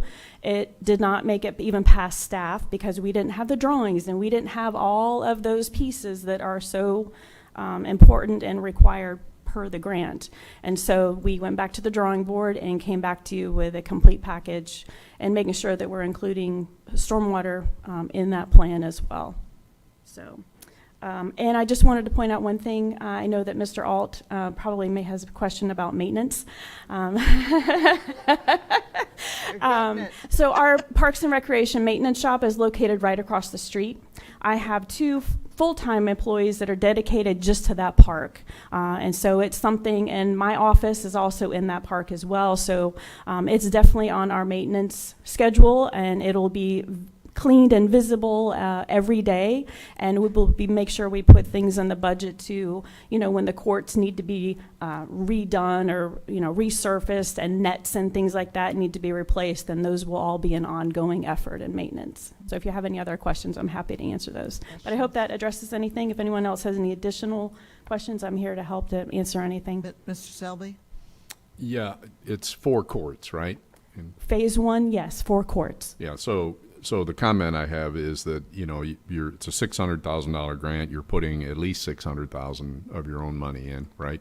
I mean, I don't Correct, and remember we've what the already total- spent $170,000 just on the engineering and design Right. and permitting. So, 4 courts for $1.2 million obviously seems outrageous, but the reality is that you're putting in a lot of infrastructure, a parking lot to accommodate a much bigger project. So in future phases, your overall cost for the future phases will be significantly lower. So Correct. I applaud you for a big Trying to picture. think yes, kind of trying a to big think ahead. picture. Right. Yep. Thank you. Yep. Jeff? Yeah, just a little bit of a technicality. Mhm. Back in 2021, when we made some guideline changes, we require applicants to show local data. You do both. I have problems with applications that come in and just use national data or something they got off of Google. You start off some of your explanations with all that stuff. Thankfully, you got into, survey results and, feedback from your citizens. So, but that's just a technical question. I don't really care about the national numbers. I care about the local numbers. Right. Okay. You already know about maintenance.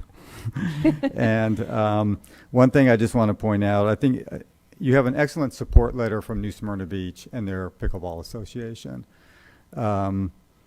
That's commendable.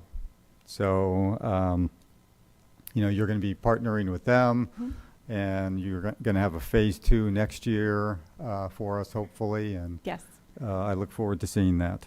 Well, the NSB and Pickleball Club, they've actually increased their numbers. I think their membership is up to 320 now, and more than half of their members are actual Edgewater residents. But because Edgewater, this is our first pickleball, we don't have anything right now to be able to offer them. And I know that Hacienda del Rio and a couple of the other homeowners associations and so forth, they have some kind of pickleball that maybe they have double striping on their tennis courts or something like that. But we have a huge outcry. There was a gentleman that lived in Oak Hill. His name was Jim Brown, and every year when he wintered, he would always hound me.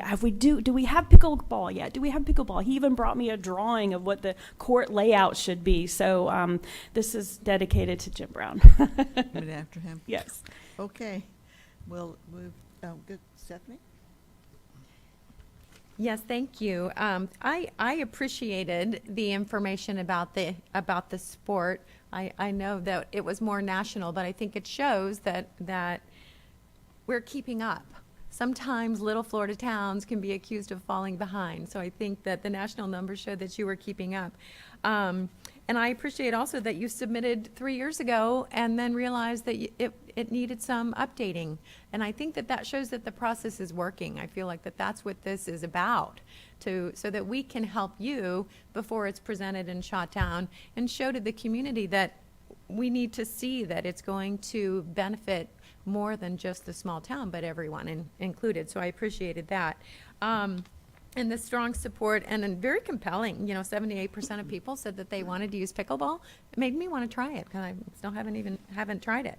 The land match I find confusing, and I just want to put that out there because I know that hopefully we'll be talking about that in committee. But you do have very detailed budget, and that was wonderful.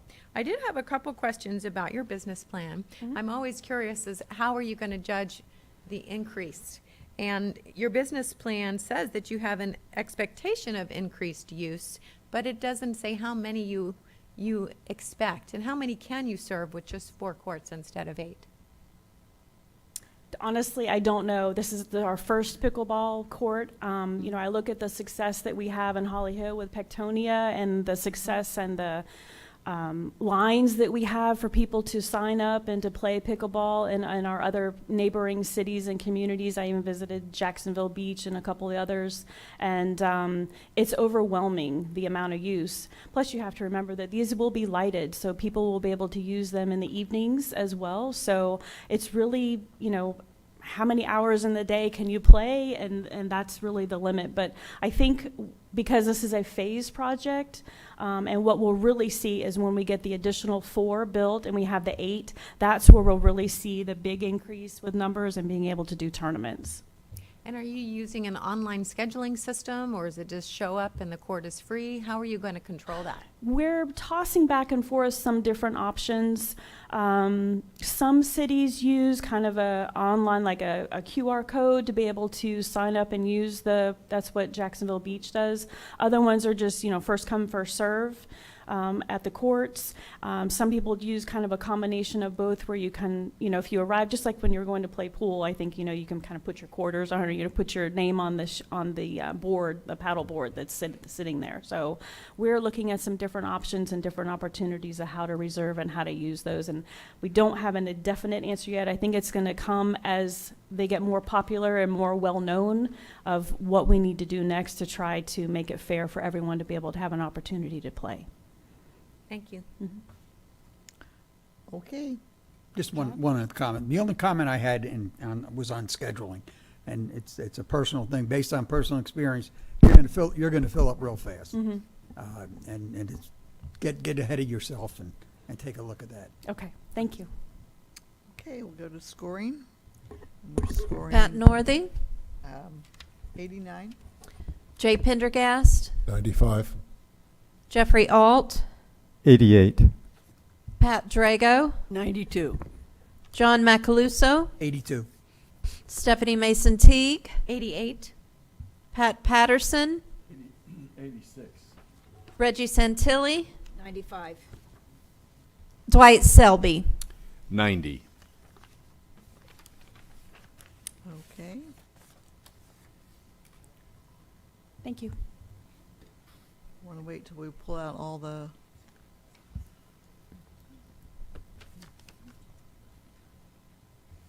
Okay, it is with an 89.71%. This event will advance to the county council. It is City of Edgewater, Hawks Park, Pickleboard Court, and amenities.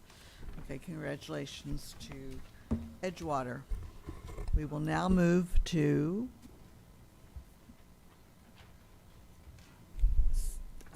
we're going to put City of DeBerry last, I thought, right? That is correct. Okay, so we'll move to Volusia Flagler YMCA, Deltona Family YMCA Athletic Fields and Playground. The ECHO request is $428,500. And they are here. I know I saw them stand, there they are, I saw them standing. So they are, YMCA is recognized, and Teresa, are you going to handle any questions? Is that your job today? Well, mostly, yes. Okay. But I have with me a board member, the branch executive, and the CEO. Thank you. And are there any questions by the committee for this project? Pat Drago. Mine is a general question. When I looked through the application, I saw year after year of YMCA having successful projects, and I wanted to know, within the Deltona YMCA or the near vicinity, are there capital projects that have no ECHO funds? What? Are there projects that the YMCA funds on its own without the contribution of ECHO? Oh, yes. Capital projects, yeah, Yes. okay. Oh, yeah. Name one, just so I get it. Yeah. At the Deltona facility specifically, or at other branches? In nearby, at the Deltona facility or within the service area? Okay, well, Deltona's recently that branch went through about a $300,000 renovation internally. where Okay. We revamped the inside of it. We added a multi-purpose room so we could add summer camp and after-school care to that branch, which hasn't had it in history. Thank you. Sorry, I did not follow that question. Okay, any other comments or questions? Mr. Alt? Sure.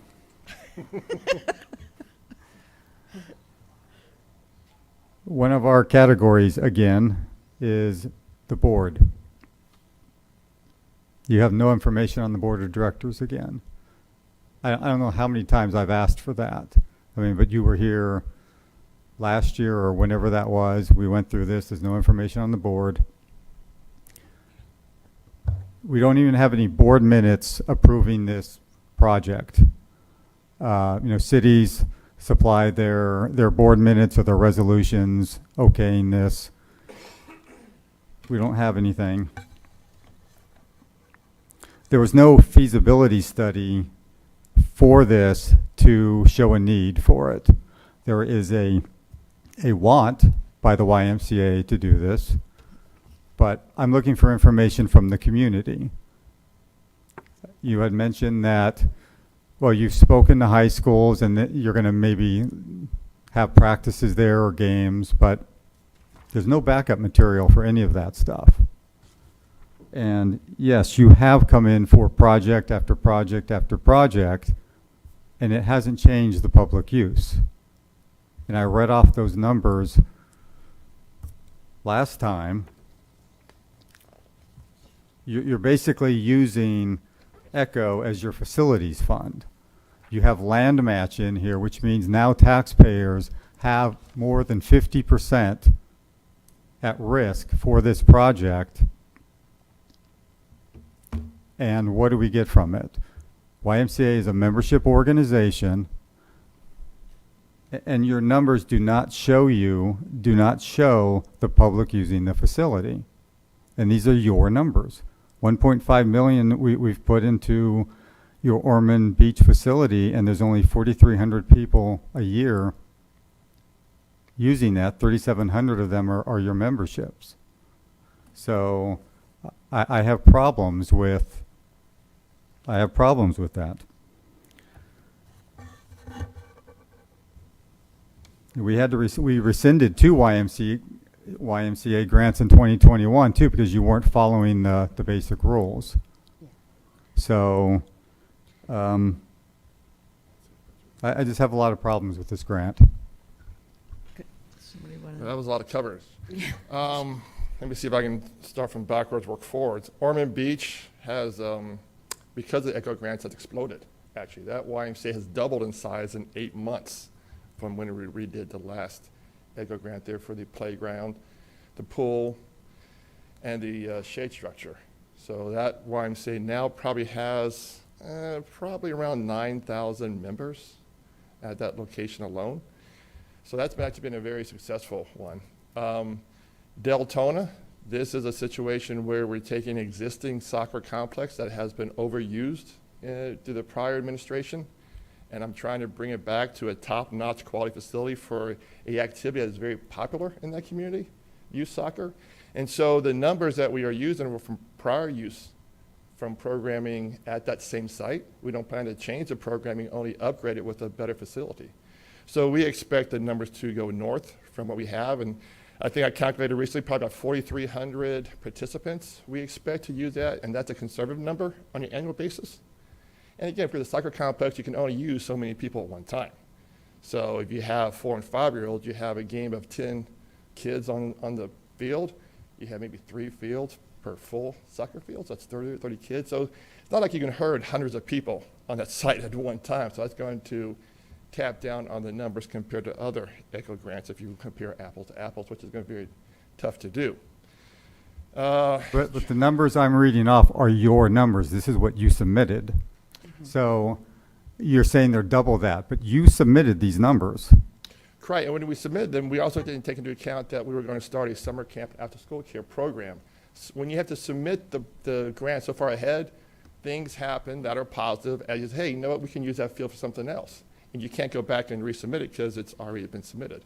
So I'm letting you know when you go back and we look at after-school care, which is going to start due to the interior renovations. Summer camp are going to start due to interior renovations. They're going to be using that same complex, which increases the usage numbers from what I could give you the first time the grant was submitted.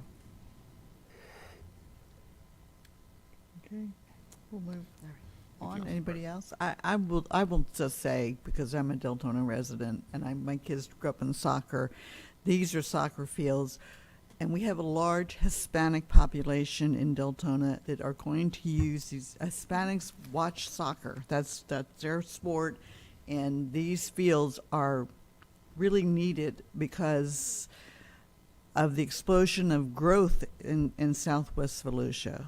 That is the only Y that we have in Southwest Volusia. And I understand some of Jeff's comments, but for the youth, this is a great use of ECHO funds and recreation because we're 100,000 people in Southwest Volusia, just in Deltona, and a very young population and a very Hispanic population. And so for me, this really fits a need that is identified in that community.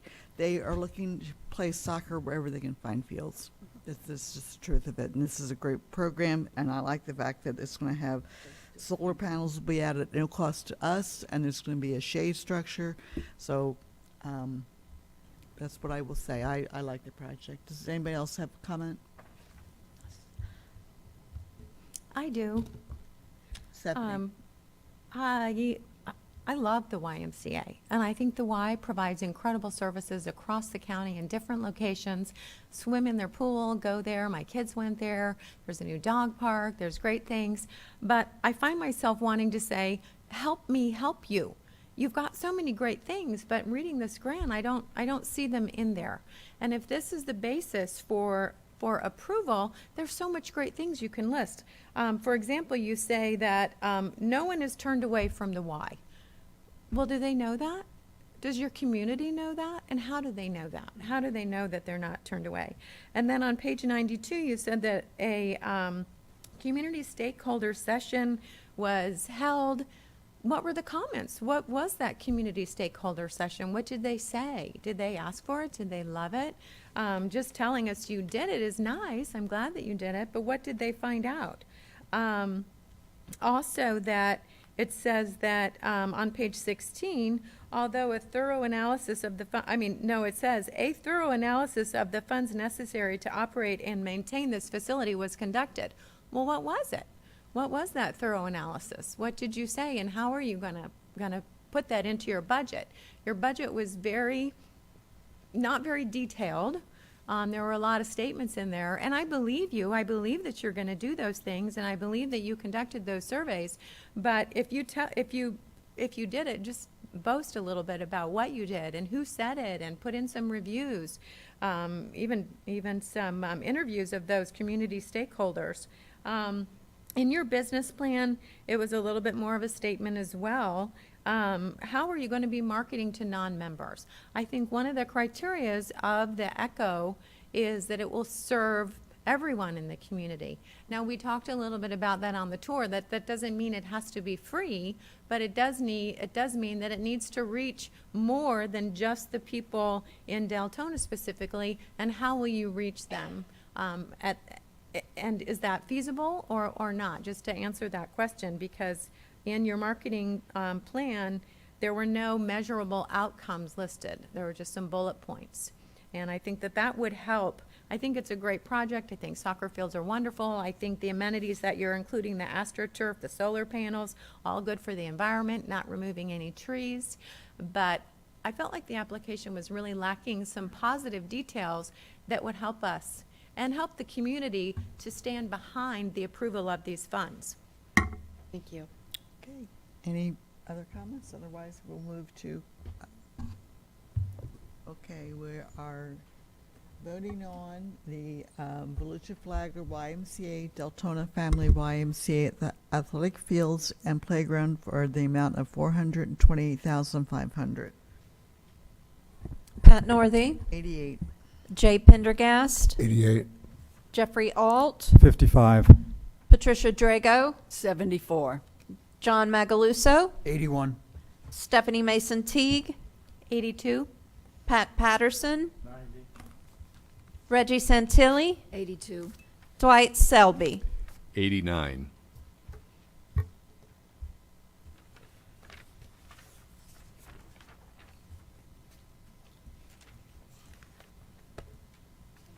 Well, I'm waiting for them to take out the high and low number. Oh, I'm sorry. Go ahead. Yeah. Yeah. Okay, we have an average of 83.43, which means this project will advance to the county council for approval, for recommendation of approval for funding. So Pat, I need to correct a mistake I made earlier for City of New Smyrna that did not score under 80. That project will be recommended by the committee, may be funded by a majority vote by county council.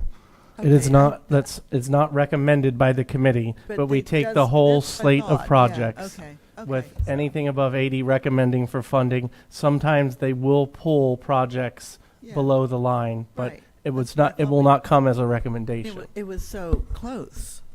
that I wondered if I made a mistake on my Yeah, so my bad. Okay, all right. Okay, we will move to Hey, rookie mistake. I like that. We'll let that one be passed. We'll go to Stetson University, Lake Beardsford Shoreline Restoration and Public Access Enhancements at the Sandra Stetson Aquatic Center. The ECHO request is $600,000, and we just had a member of the committee leave for just a moment. Do we want to take a short break and wait? Okay, we'll take a 10-minute break at this point, and then we'll come back. Okay. Very good.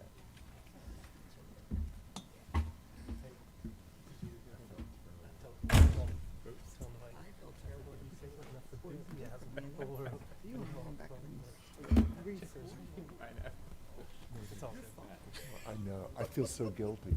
Because I know. Okay. And it was a wise project. You know, rules are rules. And then, You know, like Sam came. Barb, she's like, now you know what you did. Oh, and the more you look at that grant, it's just. I just know I had a skateboard. It grant in the back of my yard. My boys were growing up. Yes, we didn't have anything in Oh, I Deltona. know, and I'm all about outdoors, kids, all that stuff. Yeah, you really did your homework. I thought I did my homework.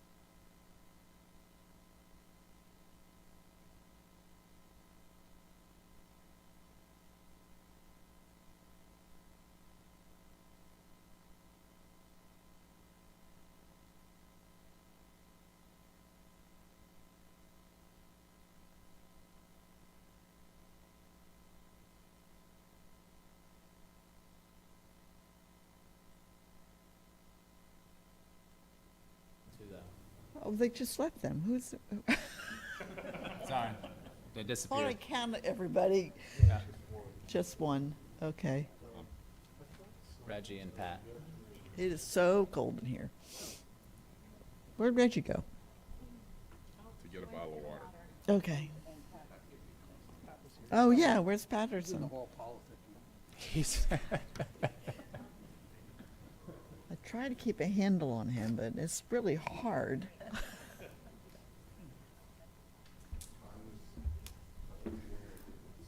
There he is. Okay, I think we have a full complement now of our members. So we will move through our application for Stetson University, Lake Beersford Shoreline Restoration and Public Access Enhancements at the Sandra Stetson Aquatic Center. The ECHO request is $600,000. And Stetson is here, so we'll start with the committee. If they have any questions for Stetson or, and that they could answer. Or do you have any, well, you're not allowed to give additional information. We're just so. here to answer questions. So Okay. Jason, Evan.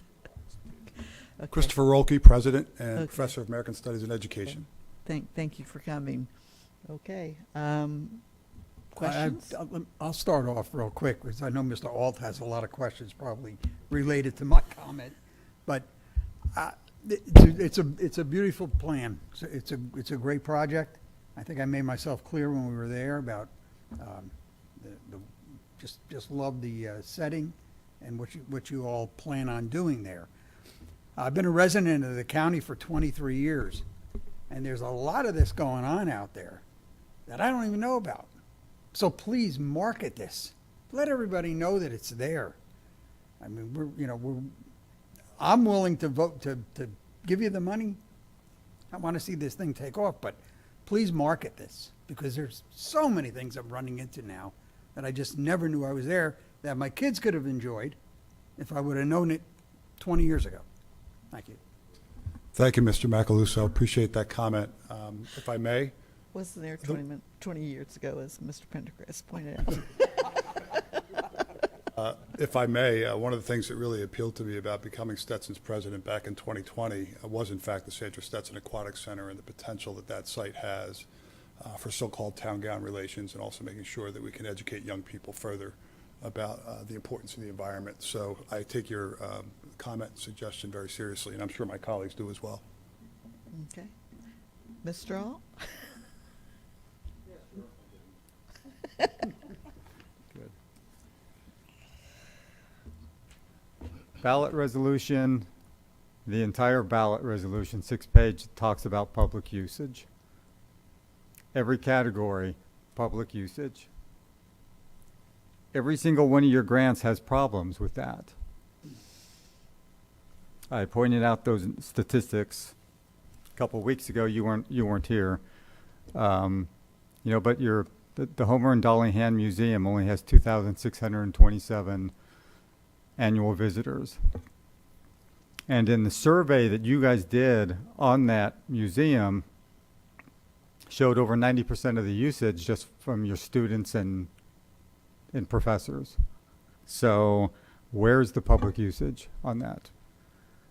Same thing with the Rinker Environmental Center, which actually was one of the things talked about in 1999 and 2000 that you guys had in the future, or you wanted to do.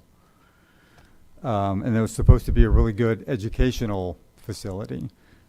But the usage, 3,705. You're not getting students in there, you're not getting field trips in there. I'm not really sure what it is you do, but I don't see the public usage. And the aquatic center, yes, it's a beautiful facility. It's a gorgeous facility, and nobody is ever going to deny the beauty of the St. Johns River. But if people don't know about it, and if you're not really open to the public, and it's only your rowing team that's using it, where's the public usage? ECHO is not this. Please. Sure. So with the numbers that we have, so I think it's between 10 to 13,000 per year. That's the public. So that is free access. We have not counted any of the regattas We have not counted any of what we have for what we call the concierge. So we have all kinds of universities that are there that are rowing. We haven't reported those as part of our numbers because we don't consider that public access. But it ends up being 8,000 per year, and that's bed nights. Okay, so that's actually people coming in, there's economic activity. So between 10 to 13,000 per year that are using that facility coming in, that is public access. We don't charge for it. We have activities that are there. The county uses the facility for all kinds of different workshops. And it's going to increase with the Sunrail. So the Sunrail is coming out to that site. That area is going to explode. And so having access, free access to Lake Beresford, where else can you put in a kayak on Lake Beresford? Where else? That's the site. And so it's free to the public, it's free access. So for that site in particular, I think it's very valuable, and it's become, and as we grow, it's going to become even more valuable. So I just wanted to get that in there, because I think it's important for context. Well, we also need to work on what an annual report is, because annual reports are going to dictate whether or not a project is successful or not a building that we funded. I mean, anybody could build a building, but if it's not getting used by the public, then it's not a success. That's my comment, on that. We're not, ECHO is not designed for, private universities or even Daytona State College or the other colleges that have been using this fund. Your primary mission is the education of your students. Your student tuition is $57,000 a year. That's not general population here. Well, I'd like in the area. Mr. Alt, I'd like to respond to that, and I enjoyed my walk with you onto the future Matt's Point when you visited the site. 1 in 4 of Stetson students are the first in their family to go to college, and over 40% of our students are what we call Pell eligible. So the notion of a $57,000 tuition is not really the number. We are very, very generous. In fact, the most generous regional university in the entire United States with regard to finance. So I question your number about $57,000 tuition and who's accessing the site. I also would like to make the argument, quite persuasively, I hope, that the education, it's not necessarily the overall end. When you educate someone about the importance of the environment, that has a ripple effect for what they end up doing and teaching in their communities further. So I'd like to respond again to that comment about our cost structure. The price tag is not the price tag. We are the most generous regional university in the entire United States when it comes to financial aid. So we have first-generation college students and low-income students that are accessing this site, and I'm certain are going to make a difference in the world. Okay. I have another question on marketing. Exactly what is $5,000, an annual $5,000 marketing budget get you? I mean, it gets you some flyers printed. I would defer to my colleagues on to how to answer the marketing piece. I will say that I think when I was hired as president back again in 2020, that one of the many, by the way, there's no person that can do all of the various things they wanted the new president to do. But one of the things that I'm deeply committed to doing is making sure that our relationship with this community is solid, sound, and moving forward together. In fact, that's the name of our strategic plan, Forward Together. We have been neighbors since 1883, and we're not going anywhere. And whatever I can do in my capacity as president to make our facilities accessible and affordable for Volusia County residents, I'm all in. Okay, I see Sydney at the mic. Did you want to make any remarks? Sidney Johnston, Grant's office at Stetson. I defer to you, Chairman Northey, whether I should have a moment to speak or not. You may have a moment to speak. We're being very non-exclusive here. Thank you. I appreciate that. So thank you, Mr. Alt, for your comments and critique. I went through a number of our annual reports dating back 14 years and compiled some of those numbers, some of those reports in a brief narrative with some bullet points I'd like to share with you. First, about the Rinker Environmental Learning Center. That was a 2007 ECHO grant for $325,000. It's free with no fees for public access. We've had 2 academic affairs staff members over those 14 years manage that building.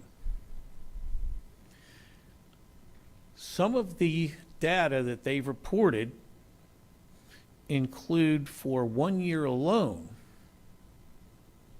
49 Volusia County schools represented in educational programs, 8 area private charter schools, again represented in educational programs, 12 educational programs for home school alliances, the Volusia Echo Rangers, Webelos and Girl Scouts, 14 packs or troops,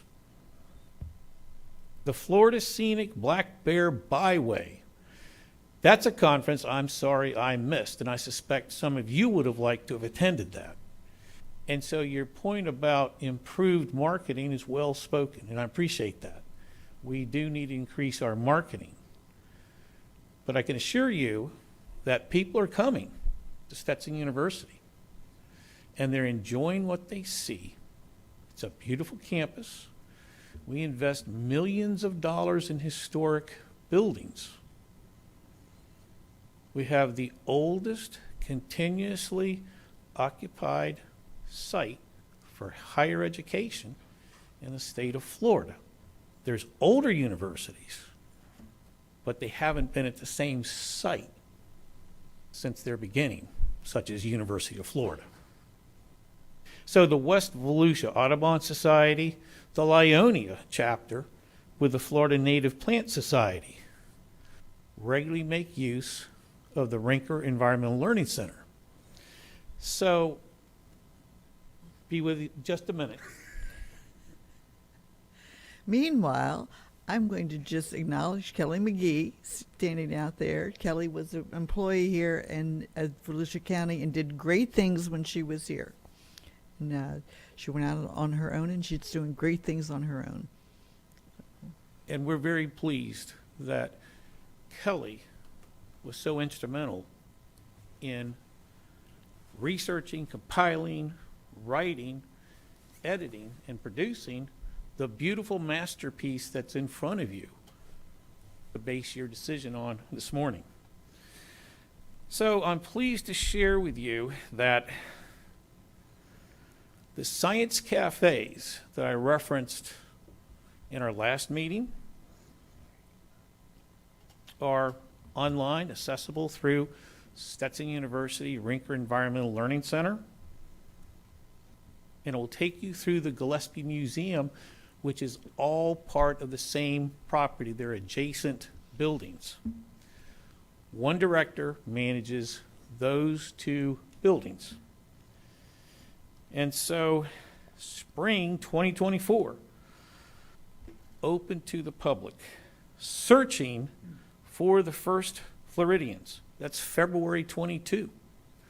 The public is welcome to join Volusia County at the Rinker Environmental Learning Center to take in this Science Cafe. That's February 22, March 14th. It's the solar eclipse with a director of the Seminole State College presenting on outer space science. April 18th, Coastal Pollution Challenges with Brooke Sayari, Stetson alum from the South Carolina Sea Grant. And so we have scientists from different areas of Florida and the South, and in some science cafes in past years from across the nation. These are available to the Volusia County public. So, real quickly, do I have a few more minutes? 2. All right, 2. Thank you. I appreciate that very much. I'll forego any other comment. So, Only because you're Sydney. Thank you. I appreciate that.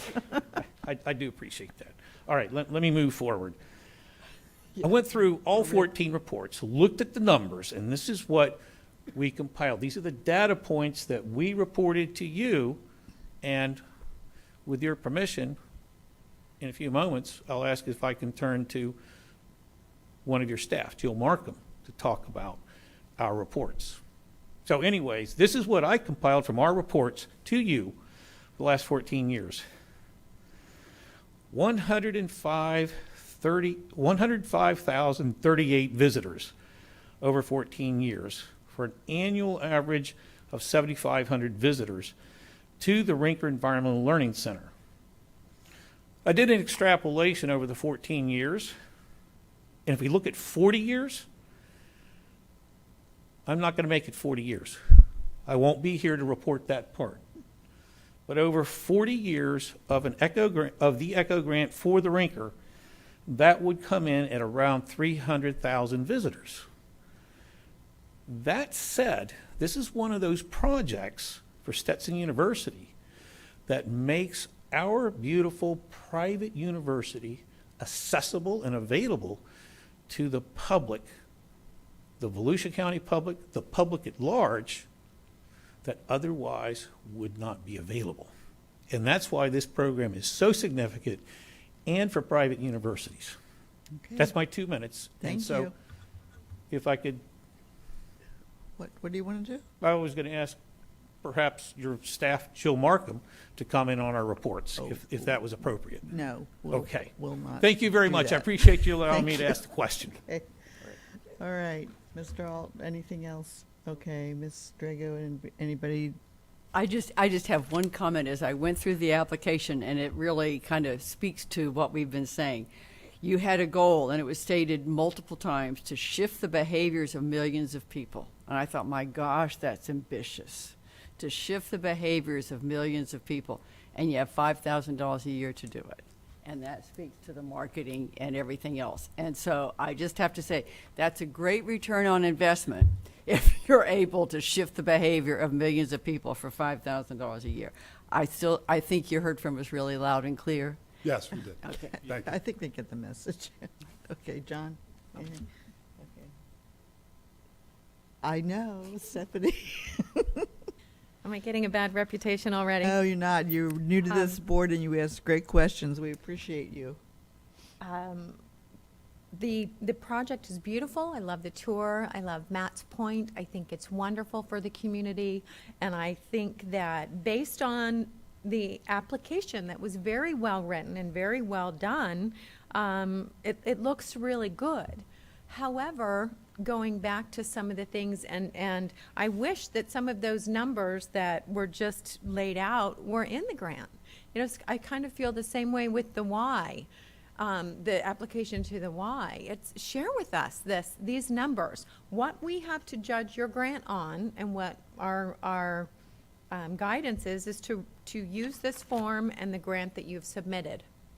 So if you don't tell us, we don't know. Now, we can go back and research, which we did, but the community doesn't know that. I don't think the community knows, and I did a very unscientific survey of my staff.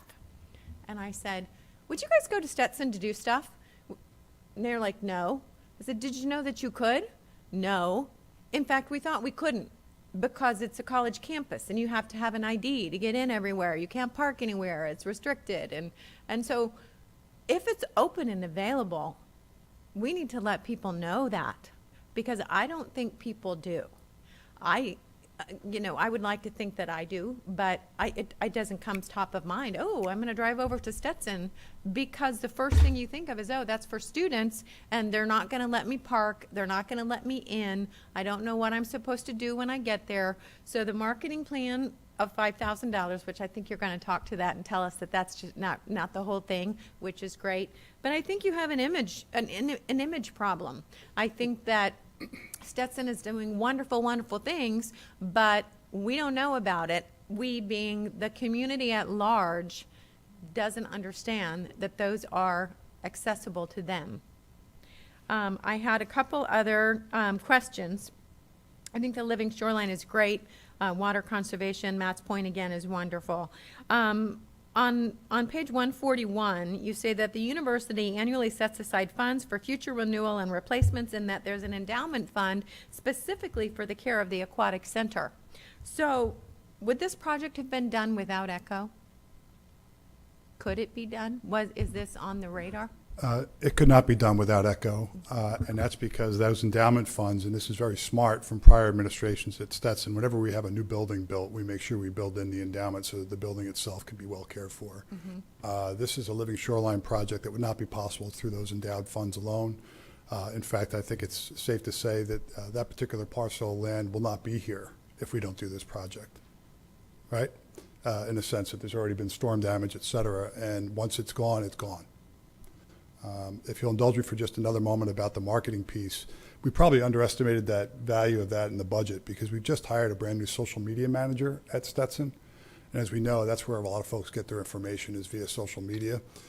So we've made a substantial personnel investment in social media management, which I think will also be a front and center moving forward. So I think the number is probably low in terms of our commitment and investment to making sure the public is aware of that. Just this past weekend, the dog parade in DeLand, we went out and handed out along the pathway, buy one, get one free tickets for the basketball game. We had the best attendance we've had all since I started. I also made the half-court shot at halftime, which was not bad. If you'll indulge me for one more comment, I do have personal investment in this project, and I know many on the panel here are aware of that. I'm actually touched and truly moved by the fact that Stetson, without me urging, has chosen to name this particular project after my deceased nephew, Matthew Michael Euler. He was a 2005 graduate of Stetson University. He was a staunch environmentalist, outdoorsman, much beloved member of our community. And just a few short months after his graduation, he was struck by a drunk driver. He was a pedestrian in Orlando and was killed by a drunk driver. So my family has personally invested resources into this project. I was told by members of this panel that that was in fact a relevant thing to say, even though I felt as though it was not necessarily germane to the proposal itself. I just hope that illustrates my personal commitment, and I plan to be Stetson's president for a long time, toward this project. Thank you.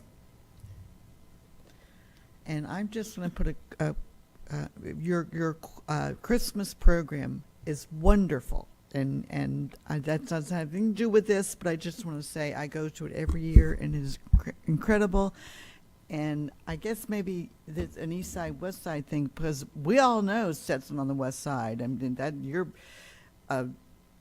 gosh, you hold down the land, and so we know you. I just want you to know that, and I understand what everybody's saying. You got to get the word out, but you're known over here. So, Kelly, you get the last word. Thank you. Actually wasn't finished. Oh, I'm sorry. No. I'm sorry. I'm sorry. I just wanted to state, and I'm sorry if I'm reiterating things that were already said, but because it was listed in your grant, it said in 2014 you planned, it referenced the 10,000 hotel room nights, but then there was no follow-up. Did that really happen? Did DeLand really see $3 million in expenditures for that? That's the kind of thing that as a reader I'm looking for. So you left me hanging a little bit because I'm like, wow, that's fantastic. Did you really have that? Yes, for this last year, so we ended up with 8,000 for Okay. last year is what we documented. So not quite the 10,000. We will say that with the COVID, right, we had COVID happen, and so that when we first opened the facility, it was October 2019, just as we were starting to get it going, and of course we had the shock of COVID, but now we're getting, there's teams out there right now that are practicing from the north, and so all kinds of activity that's happening over the winter, because rowing teams in the north, it's cold. Yeah. And so this is a great facility, and I can tell you that's just going to keep growing, and just in terms of the usage. And so that's 8,000 just for last year. So I think we're going to hit the 10,000. Do you do your own numbers, or do you get them from Georgia and the West Volusia Advertising Authority? How do you come up with those numbers, hotel numbers? So those are the numbers. What we did is we said, okay, how many athletes and coaches, and they're here for, say, 9 days, 10 days. So I got all those numbers, and we assume they're staying here locally, right, within hotels. Okay. Yeah. You did say that, and that was interesting. I didn't know that the lake is one of the best training facilities in the world. So that's pretty amazing. Put that out on social media. I think, the east side doesn't know this facts. I'm just stating for me on the east side. You also said that you plan to increase participation by 10% year over year, but then I didn't see a current participation level.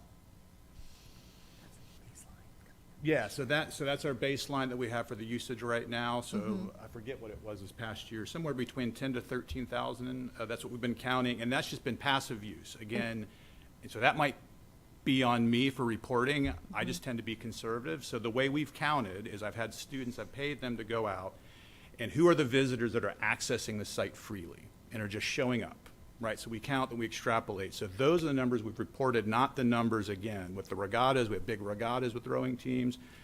That, I could be wrong, right? Then I'll get with Jill to make sure that we report this correctly, that we have not reported, right? So that has not been in our reports. But I went back after the last meeting because I was like, yeah, I kind of got blindsided, frankly, you know, wanting to make sure, okay, what did we do? And so we got all of the numbers. And so again, for 8,000 for this last year. And then so there, yeah, we do expect the increase. We do think with the living shoreline that it's the first one that we know about of the size it's actually going to be within the St. Johns River. Yeah. And so this is a demonstration. And that's where we get to this whole thing with millions of people. And then with the marketing, so that's a lot on me, right? So I'm out there constantly talking, you know, so they pay me, but we don't put that as part of the marketing budget, right? I'm actually a scientist. I'm a professor. I'm not a marketer. That's not what I consider myself to be. But we're out there talking to St. Johns River. We're talking to the county. We're having educational programs. And we do think that even just getting it out there that you can do living shorelines on the river. You can do it on lakes. That this is something, it's not just for the salt water. That's what we're trying to influence. And sure, we put in there kind of millions of people, but we've got a really big horn that we can influence people, we think. And so we want to be ambitious. We are ambitious. And we think it's a beautiful site. We think it's a beautiful project. And because it's the first of its kind that we know about, I think it's going to influence a lot of people. Thank you. I think it's a wonderful application. It's a great project. I'd just like to see a little bit more of that detail to answer those questions so that people not familiar with it, like myself, would be able to be a better judge. Okay, great. Thank you so much. Okay. Kelly? Thank you. Bring it home. Thank you. Kelly McGee. I am the Executive Director of the Riverside Conservancy in Edgewater. I'm also a member of the board of the Stetson Institute for Water and Environmental Resiliency. And I think one of the reasons that Stetson asked me to help them compile this is that Riverside Conservancy was the first living shoreline that was approved for an ECHO grant. And as we began talking about this project actually several years ago, and Sydney gave you an amazing, he's a great historian, right? He has all of the data of all of the ECHO grants, and all of the questions are really well taken, and we actually considered in the drafting, you know, there's the emphasis on the public. And just like we've had trouble over the years of getting the word out about the ECHO program generally, you know, I think that is something that we can all do better. We wanted to promise low and deliver high. And also, you know, if you will, you know, judge this application on its own merits. We really tried to hit all of your criteria with the new president. I mean, he really has inspired and led this charge, and I think that's huge to have the university president really rallying the troops, and there's so much community support. And the last thing I wanted to point out is that the marketing is within also the community of partners, Riverside Conservancy being one. There are literally dozens of organizations that work with Stetson and the Aquatic Center. The Shore Symposium, which is the Sharing Our Research with Everyone, is a co-sponsor of that, and that happens in New Smyrna Beach. And so I think that, you know, this is this new emphasis on the living shoreline will really help elevate the knowledge of the community, and Stetson has a lot of partners that are very committed. Thank you. As you contemplate your vote, two more things. Stetson has 400 students currently that are Volusia County residents, full-time students at Stetson, and also national news. We won the Head of the Charles. So the word is getting out there. These investments are making a difference. And when Stetson, little old Stetson, makes wins the head of the Charles. That's a big deal for Volusia County. Thank you. Okay, all right, we'll go to. Just scoring. one final comment, talking about marketing. Are you familiar with Colby College? Yeah. They've got a hell of a marketing program. They have a museum. They committed over 15 million just to help downtown Waterville rebuild. And then their investment went up into twice that. So I spent 27 years up there teaching summer camps. Everybody knows about Colby College, and everybody is welcome to go there. Their museum is awesome, but their marketing is all over the place, and I suggest you study that.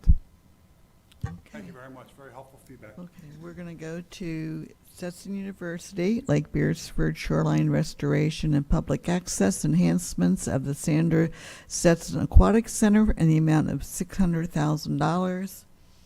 And we'll Pat Northey, 94. Jay Pendergast, 92. Jeffrey Alt, 52. Pat Drago, 89. John Macaluso, 83. Stephanie Mason Teague, 90. Pat Patterson, Reggie Santilli, 96. Dwight Selby. 93.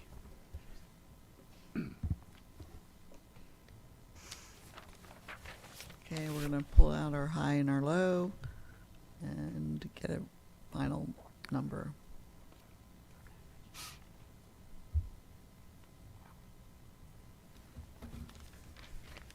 Is that our final number? You took those out? Okay, it's 89.14, and you will be in the money to go to county council. Congratulations. Thank you all very much. Okay, thank Thank you. you. Okay.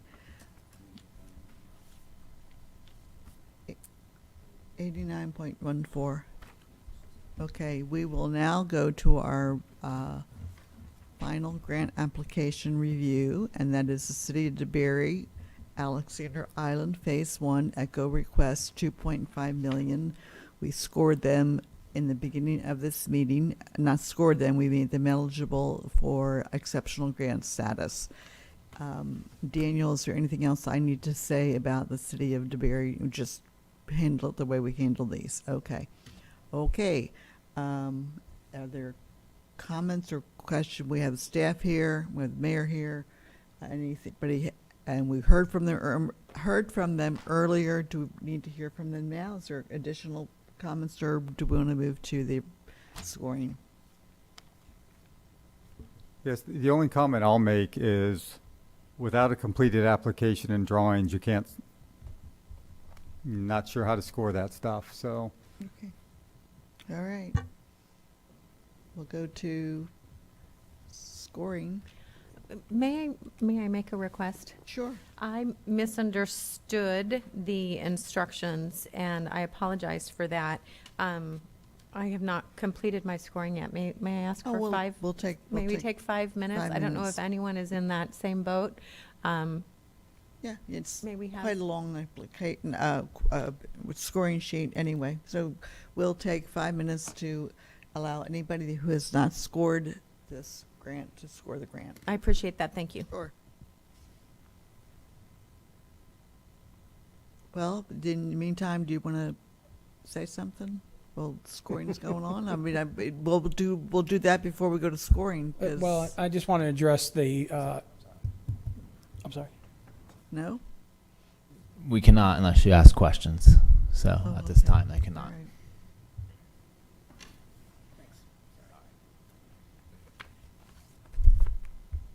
Madam Chair, did you intend us to be in a recess or just A recess quiet? for 5 minutes. Okay, thank you. Who was that? That was our attorney. 5 minutes.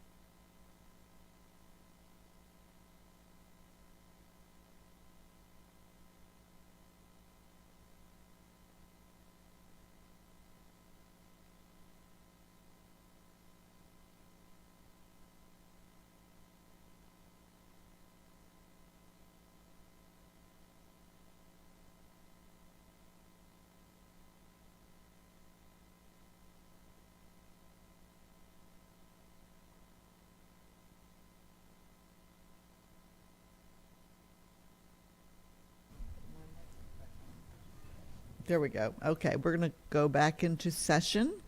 And are there any comments or questions on this grant that we have not heard before? Otherwise, we'll go to scoring. Okay. Put the score sheet up. Pat Northey, 91. Jay Pendergast, 91. Jeffrey Alt, 65. Pat Drago, 90.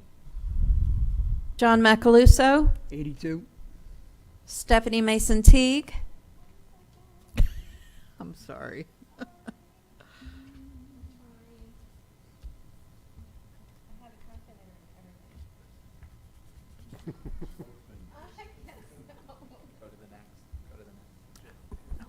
sorry, Pat Patterson, 85.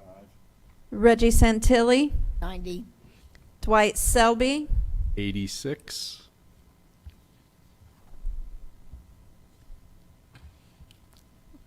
Stephanie Mason Teague, 62.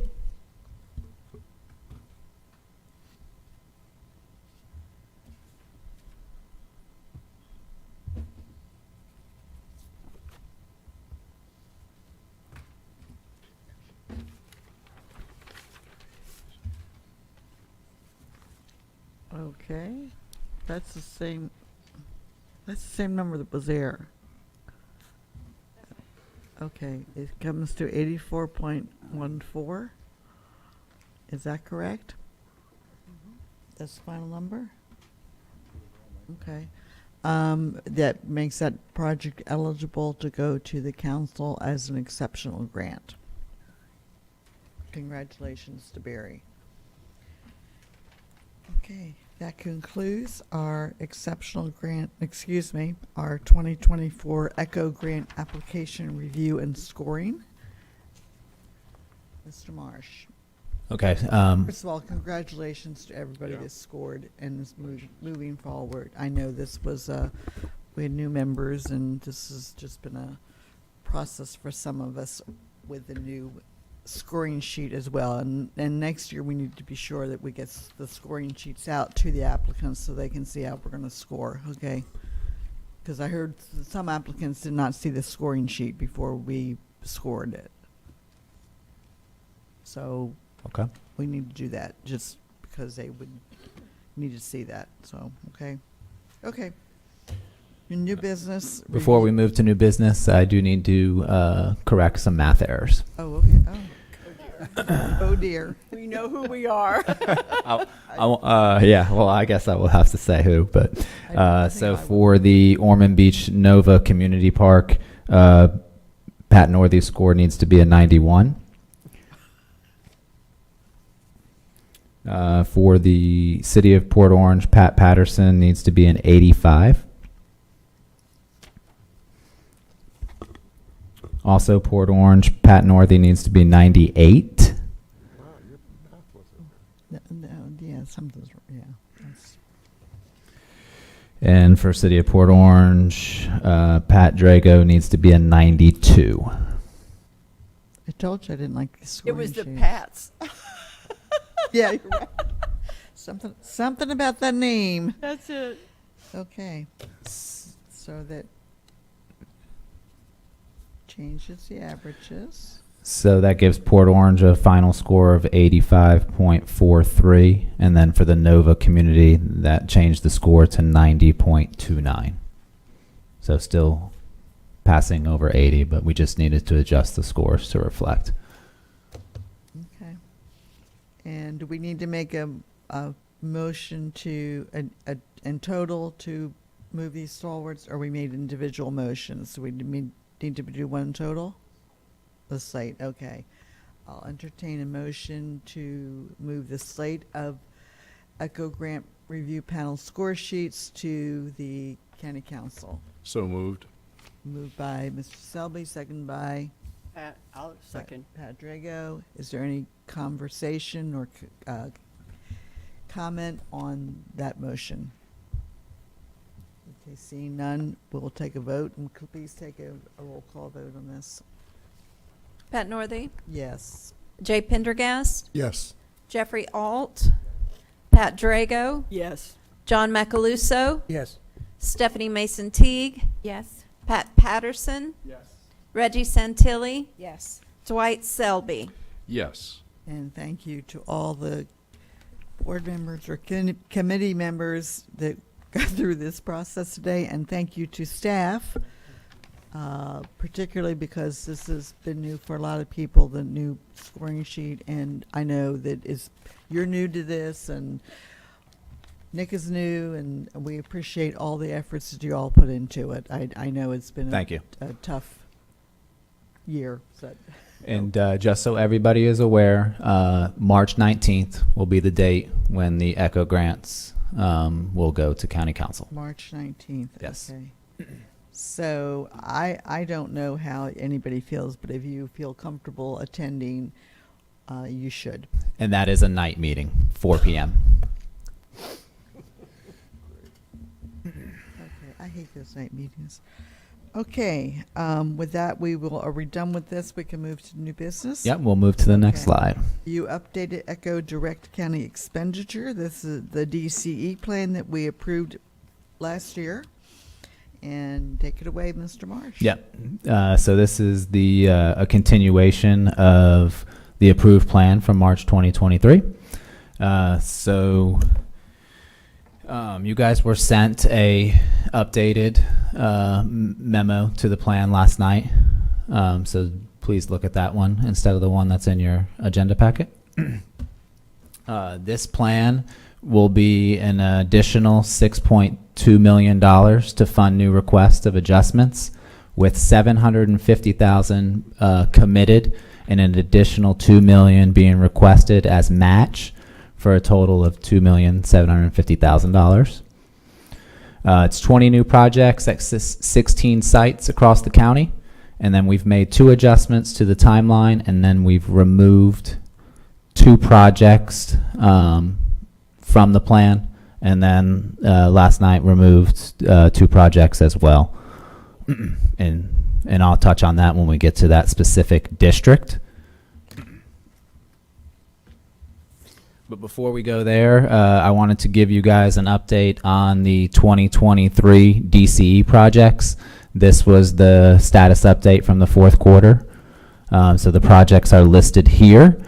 We should have all division directors or somebody from the division that will be here that can answer any questions about projects. So this is just a show of where the projects are at currently in design and construction. So I would just say, if I jump in here, we typically do design in year 1 and construct in year 2. So if you go by that kind of philosophy, we're looking good on most of the projects. We've had little snafus, but these are the priorities. Our county manager has made that clear to these division directors that we get these done in a timely manner. So we'll continue to work with the division directors to get these across the finish line. And so you're saying year 1 and then year 2. So the ones that were year 1, we won't necessarily see again. Correct. Everything that you approved as part of the plan last year, all you are seeing are updates to the plan. So it's a rolling. So now there's a 6th year that we're making requests for. So none of the new ones are in this plan that's presented right now. These are all the old ones that's up here, correct? The ones that you're looking at on the screen now are for 2023 only. Are the ones that we approved in March, yes. Okay. And I have one more slide. So if you guys are good with this slide, I can move to the next. One question. So this is calendar 23? Is that how we do these projects, not fiscal year? It's on award, so March would be when it was awarded. Well, I'm just looking at 4th quarter, October through December.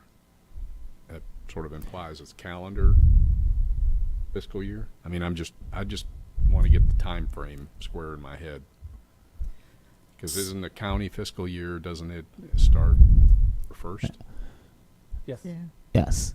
This is the 4th quarter report from the projects from October to November. They were due January 15th. So they turned those reports into us for those projects. But these weren't approved until March, Dwight, so we didn't Yeah. start on them, so we missed the first quarter, January, February, March, because we started them in March. Because we didn't have approval from council and this committee. We But don't I think start it's until we have I mean, approval. it's probably not that important, but I'm just asking, are we reporting these on calendar year or county fiscal year? Because this appears to be calendar year, unless I'm reading this that's chart what it wrong. looks We like to me report too. on calendar year Calendar year, Yeah. for okay. Echo. Okay, Which, all right, because the that- county that's- starts that would be- in November, yeah. Okay. Calendar year. All right, thank you. Or October. Are you good with this slide? Yep. Okay, and here's the other projects.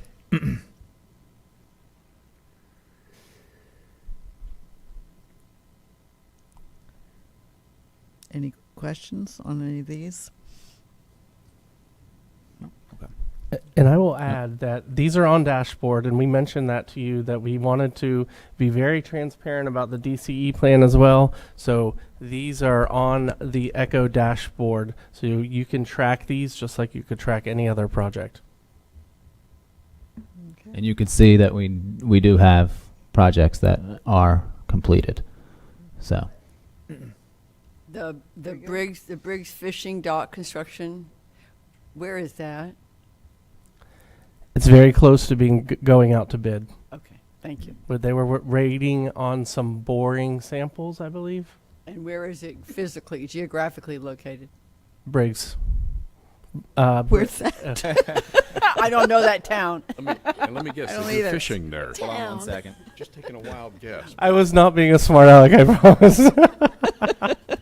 I don't know. I don't. But we're Okay. very Uh, happy. Briggs Fishing Dock is 2500 John Anderson Drive in Ormond Beach. Thank you. I know it well.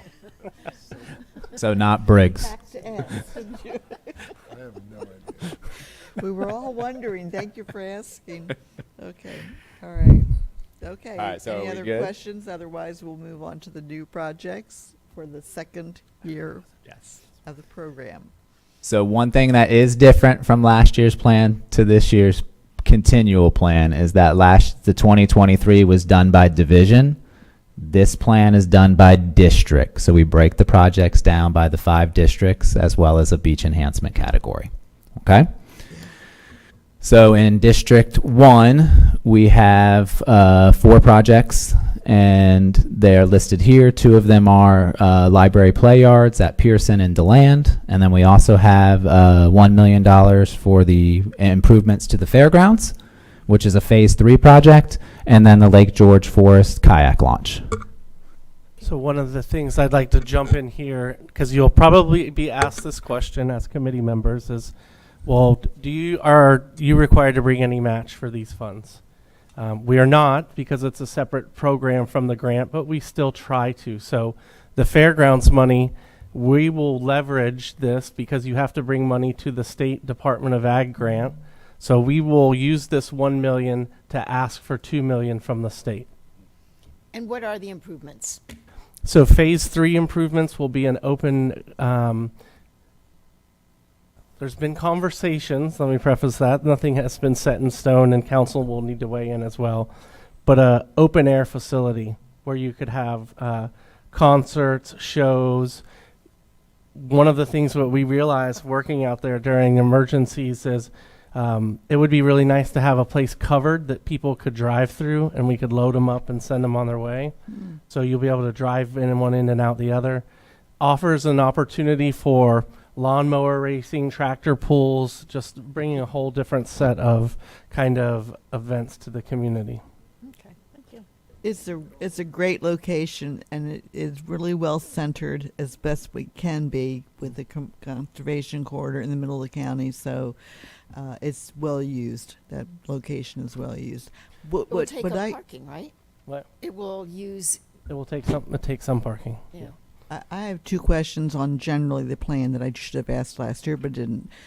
One, do we meet the sustainability requirements that we impose upon our regular Echo applicants? They're guidelines, they're not regulations. Well, no, but do we? I think we try all of our projects to do those things. Okay, and then There was a second question. It'll come to me. Go ahead. I can't think of it right now. Was it the exceptional grant? No, Okay. no, it was, art in public places. The county has a resolution that when we build or we do art in public places, and that includes outside art in public places. Do we incorporate art in public places in these projects? I Can we can speak for our project and resource stewardship, no, but we'd certainly like the money to do that. Well, there's a resolution. When I was on council, there was a resolution that we required it. So could we check that out? Yes, we'd love to Of course. check that out. I mean, we even added art to the trail program with the crossbars in Osteen that was considered art in public places because it was a historic beam that the railroad used to be on. So yeah. Okay. And we have art in public places already at the fairgrounds, but now that we're doing additional work, we should put in additional art. I know the council will love to hear that. Go ahead. I just want to reemphasize too, and I did this last year as well, the Volusia County Fairgrounds. The location is perfect. I-4, Highway 44, even the other counties that I deal with know we have the spot, we have the location for an incredible fairground. So, as we get into developing that more, I just want to make sure we're doing it right. And even with the outdoor amphitheater, we need to get users in there into those conversations, the people that are going to use it, to make sure we have the correct amenities to get the most use out of it as possible. Also with District 1, can anybody answer what happened to Bennett Park? You've been working on that for a couple of years in terms of studies and... We have. There's actually a feasibility study out on the street right now, so we should be getting the results in the next couple of months and presenting them to council and asking for council's direction on how to proceed. And that is, we're talking about the left side? Or, excuse me, the right side? The heading opposite north. side of the road from where it is presently as a regional facility. Right. I've seen some of the preliminary need data, and it supports something in that spot. But the council asked us to look at three things: motocross, BMX, and sports fields. So motocross will be presented this coming not that Tuesday. This coming Tuesday, and the BMX and sports feasibility will be presented later in the spring. So if it came back and they told that they're providing estimates and a pro forma, and council wanted to build it, we would probably come back, in terms of for Bennett, and have a conversation with this committee. Well, now that I'm confused because what we're presenting to council next Tuesday, not us, but what the staff is presenting is Tomoka Farms, is off Tomoka Farms. Yes. So how do we get to Bennett Park from Tomoka Farms? No, so that motocross is for Tomoka Farms. Right? Yes. I thought I just heard you say you would relook at Bennett Park. We're looking at Bennett Park as there's three things that are under study: sports complex feasibility at Bennett. At Bennett, okay, not the motocross. No. Or the, okay. No, ma'am. All right, I misunderstood you. Bennett Park is off Veterans Memorial Parkway in Orange City. And it straddles both sides of Veterans, which presents an issue. One time we were going to go under the road, and then another time we were going to go over the road to bring those two park sites together. So has that been looked at? We have the cost estimates that I think were shared with you. It's significantly more expensive to go under the road than over. Yeah. But we are going to tie them together, correct? Those two. It's going to be a larger one large facility. Okay. We actually have a state appropriation in as well this year for match requests. Oh, so good. Okay. $3.5 million. We'll come back to you when we have all of that data for your input. Great. Okay. Carry on. Ready to move Are to we- any everybody- other questions on District 1? Anybody have any other questions? I just want to brag on our library services director since I'm the community services director now. We have extremely community engaged libraries. Oh, yeah. We have found that having a small play yard off of a library that's completely closed in, you have to come into the play yard from the library. People love them, and so we have them we have 2 on the east side, and this will give us 2 on the west side. We're about to move into our new facility in Pearson, taking, I think, the library from 1,000 square feet to 4,000 square feet. Like, it's going to be much nicer and bigger. We're going to be in the old school media center. Wow. Wonderful. Wonderful. Lucinda, don't Where we is Lucinda? have Sorry, something Lucinda. at I didn't see you. like this? Don't we have a playground at Deltona Library? Yeah, yeah. It's very popular, and there's a children's library at yeah. I'm big on libraries, so whatever you want to bring forward to your staff. Sorry. Okay. Okay, good with any other questions for District 1? Okay. All right, so District 2 it includes an adjustment and an updated request for an additional $2,000, but the $2 million, it's accounted for in District 3 because this Doris Leeper Spruce Creek Preserve straddles both District 2 and District 3. Right. So we'll touch on that for District 3. Which here is the Doris Leeper Spruce Creek Preserve site plan.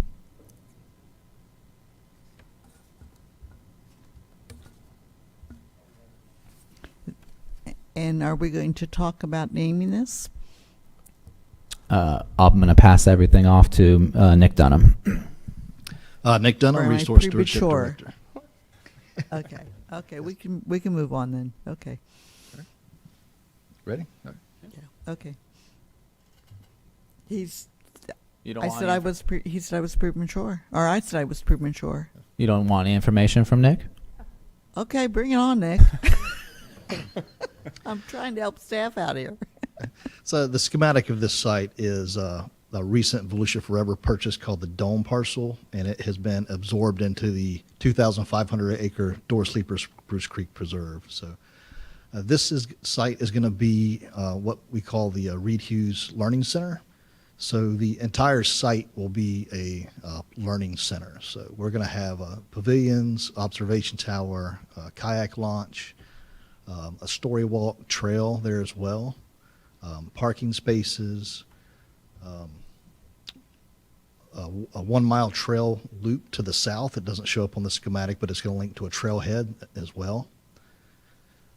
Will be a restroom site and a drive-through. So currently, if you drive onto the property, it's a one-way in, one-way out. So we're making it a drive-through.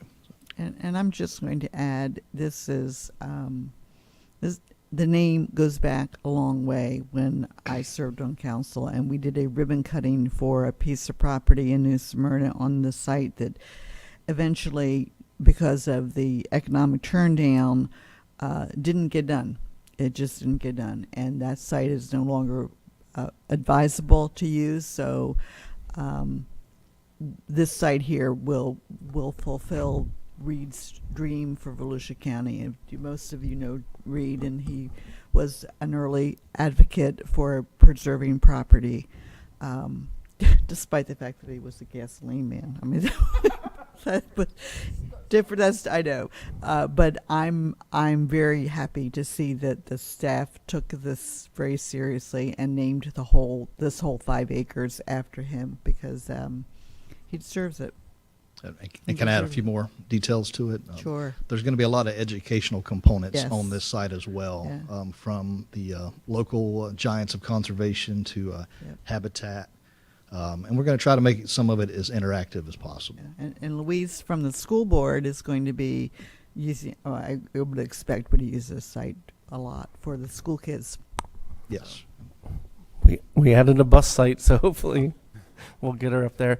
So one of the things I think that's really cool is we've never told and for those of you that were on the committee before, I think the direction from leadership and the community after reauthorization is there's not a lot of synergy between Volusia Forever and Echo. This was bought with Forever money. Yep. It was a disturbed site. That's why we're doing some stuff on it, because it was an old home site and had 2 homes on it actually, and a trash pile. So we're connecting through concrete all of the educational activities, and we're going to stamp leaves, do stamped concrete. So it's educational as you walk and tell the history of conservation in Volusia County. We were really one of the first counties in the nation to vote to tax ourselves, to conserve land. And so that story is not told very well. We're going to tell it here at this Reed Hughes Environmental And Learning Reed Center. was instrumental in that happening in the 80s, so. Y'all okay? Good, okay. Thank you. And I will add there too that this is another one where we're leveraging $750,000 in park impact fees. So we're trying to bring match to the table. And then the other 2 projects are Beck Ranch Shade Canopy and Longleaf Pine Preserve Fishing and Kayak Launch as well.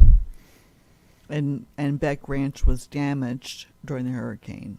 And so I think this is a correction to that, to the damaged tree came down on the old Slaughterhouse. Slaughterhouse, yeah. So that's FEMA eligible. It's actually down and will be rebuilt in its likeness.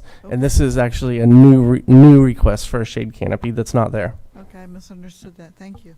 Yes, ma'am. All right, on to District 4.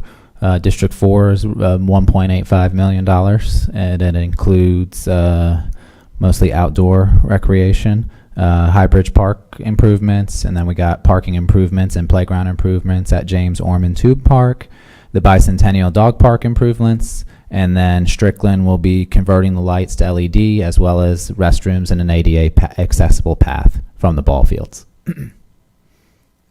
Any questions? Okay. All right, so District 5 is where we had 2 projects that we had in District 5, but they were actually in District 1. So we struck those projects out. That would be the Colby Alderman Park parking improvements, as well as the PFC Bennett lighting to LED. So this now takes District 5 to about $625,000. Which includes the ADA boardwalk to Lionia Preserve and the High Banks ADA floating dock.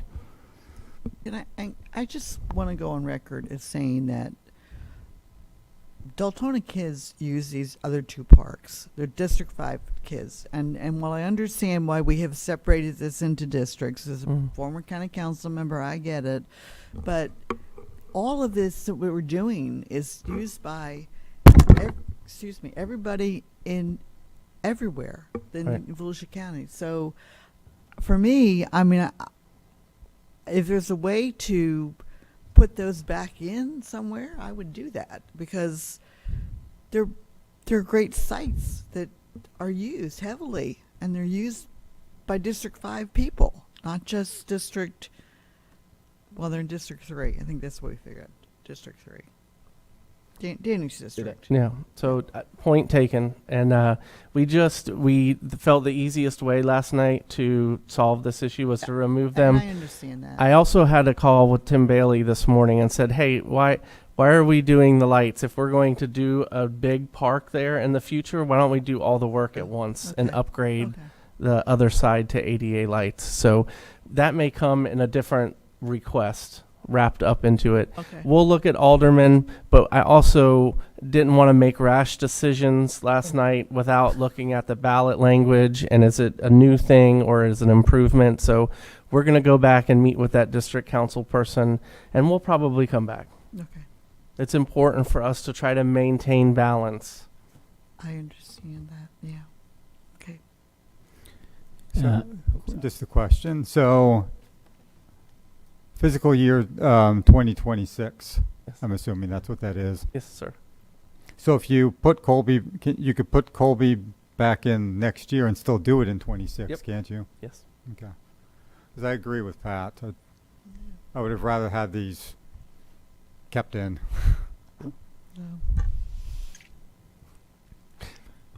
And then the other two projects in District 5, both are at Lionia Preserve, Pavilion and Trail Expansion. Thank you. There. Very much. And there was timeline adjustments to the following projects, which are Lake Monroe and Green Springs, both playgrounds, and it is due to safety.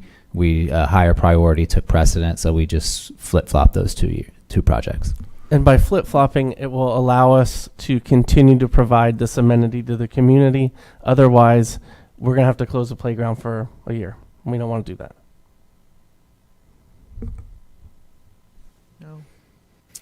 All right, and then the last category is beach enhancements. So this will be a reduction to the plan. Two previous projects that were included were Cardinal and 9th Avenue. Both of those are now going to be receiving FEMA funds. So we have taken them out of the DCE plan. And the only new project is $75,000 for Smyrna Dunes Park main pavilion renovation. I just want to comment that we actually stated that the ones that we're removing as part of the plan, we knew they might be eligible for FEMA, and we put that in the plan. So this is not a surprise. We knew that it may be coming, and it did come to fruition. So we're happy to take FEMA money. I think we all trust y'all with these things. You do work with them every day, so. Okay. Is that it? So in final, it's $6,215,000 for the continued DCE plan. Okay, and you're looking for a motion. Okay. I'll move to approve the DCE program for 2024. Okay, is there a second to that? I'll second the motion. Okay, Pat? I'll put you down as second. Yes, I'll second. Okay. Are there any questions on this project? This plan? Okay, we'll take a vote on this. If you call a roll, Jill. Pat Northey, Yes. Jay Pendergast, Jeffrey Alt, Yes. Pat Drago, Yes. John Macaluso, Yes. Stephanie Mason Teague, Yes. Pat Patterson, Yes. Reggie Santilli, Yes. Dwight Selby. Yes. Okay, you got your marching orders on this one. That's when does this go to? March 19th as well. Okay. Yep. Okay. All right. Thank you all very much for being so supportive of that plan. Okay, we'll go to staff comments. All right, so the only thing I need to bring to your attention would be the Grant 4-18, which is the Lake Helen Creative Arts Cafe. So we have been monitoring that site dating back to October 27th, 23, which we sent a letter to them to address their noncompliance. And then we also went out, County Council passed a motion to approve a scope change to the project. And we went out in the beginning of January 2 or 3 times, and it was still not open. So we have sent them a invoice to pay back that grant in the amount of $156,626. And that was sent out to them yesterday. Action needed by this advisory committee. Just wanted to bring it to your attention. Okay. Okay. And that's it. That's all I have. Have comments? Okay, we'll go to advisory committee comments. I'm going to start. I do have one more thing to add. I wanted Just say I'm that. sorry. I wanted to make you. I have something to add too. Okay. You want to go? I was just going to let you know the next meetings are on your Yes, above, thank you. so you guys know when they are, and they all be 9 o'clock meetings. Okay. Okay. That's wonderful. At that meeting, we'll also elect chair and vice chair. It's time, so we will do that. And based on your interest, and I don't think this group has ever seen it, and it's on my team. The expertise is on my team. Would you like a short 15-minute, 20-minute presentation on the Fairgrounds Master Plan, I the think data that'd that be we great. gathered, what the phases Yeah. were funded up to at this point? You good? Good. Yeah, that would be great. Absolutely. Yes, Yeah. I would also love a real clarification as to who owns what, because it seems like it's I have a mishmash. map. I have a color-coded map that a colorblind person can understand. So County owns part of it, somebody else owns Yep. something else. It's 111 acres. County owns about 22. The fairgrounds owns about 70 to 80. Cattlemen's about 20, and Farm Bureau 6. But it's a 111 acre complex, and we all get along. You do. You do. And Bicentennial is near there, adjacent. That's No, Bicentennial's in North Penn. yeah, I know, but there's another. I'm thinking now it's named something different. Bicentennial It Youth was our Park is what you're environmental thinking park. of. Oh, we all went there as the learning kids. center that you had Yeah, over there. Is the yeah. school We used to board. call it the Bicentennial. That's right. Yes, You I'm did. sorry. You did. I've been around too long. I think the school board still owns that. What? I think the school board. I know. I still- was thinking, but it's still yeah. public ownership. Yeah. Yep. Yeah, that's right next door. You're right. Mhm. Okay. Almost next door. Okay. With that, we'll start with Dwight. Do you have any closing comments? Yes, I do. Thank you. The first one is really sort of a question. I was looking at the agenda, and it on this review that we just did, not the agenda, but the notes state that the county council would like Echo Advisory Committee to review the direct expenditures. That's in quotes. That's what we just did? Is that what we just did? Okay. That was a pretty, not a very deep review of a lot of money. I mean, certainly not, it pales in comparison to the review that we do for the nonprofits in the cities. So, I'm just pointing that out as a rookie here, okay? I mean, this stuff is just like taking a drink out of a fire hydrant, I mean, so anyway, I made that. And then I just have some comments that really are probably more germane for our April meeting when we'll be looking at the ways we operate. But I want to share them now just to stimulate maybe some thought process between now and then by other members. The first one relates to the whole concept of shovel ready. The challenge with truly being shovel ready, in my mind, is the amount of dollars that the applicant has to spend on soft costs. I mean, it's on $1 million project, your soft cost can easily be 10%, 15 or 20%. So if you're doing $1 million project, you're asking for a $500,000 grant. You're not going to do the project if you don't get the grant, okay? And yet, to even apply for the grant under our current rules, you have to invest, the applicant would have to invest $100,000 to $200,000. If they don't get the grant, they're not going to do the project. Those plans, all that engineering, that architectural and all that is worthless.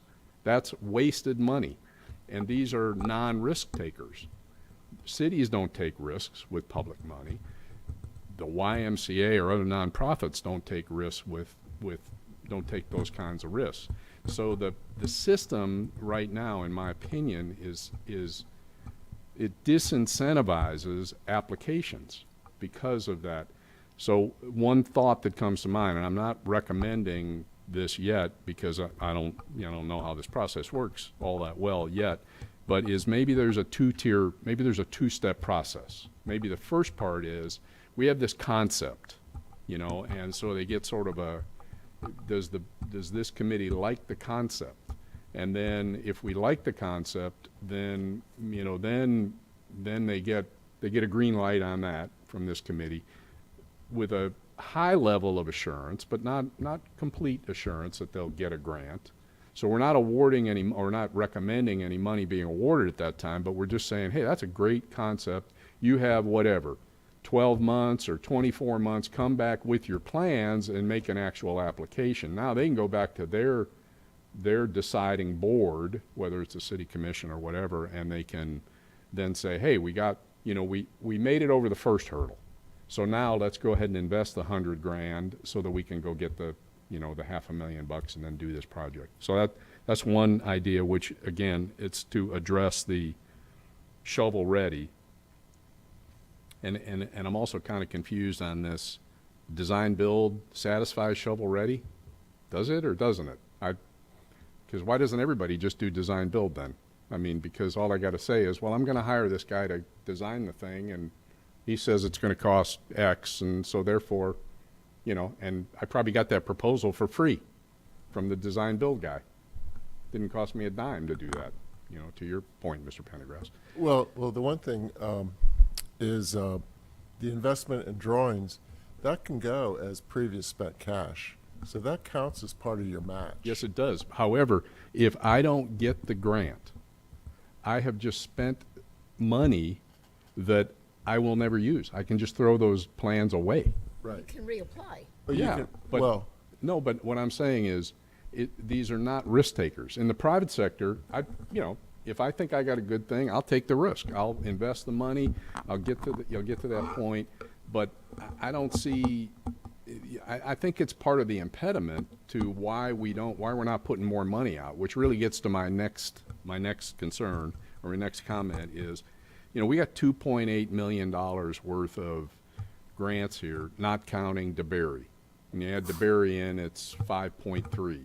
Okay, I'm pretty sure that ECHO brought in about 10 million this year, and I think we have 13 or 15 million in reserves. Based on right now, and I didn't look at what the history is, but I think the taxpayers want the money out. They don't want the money sitting in a bank account, you know, collecting interest. They want projects. They want quality of life improved.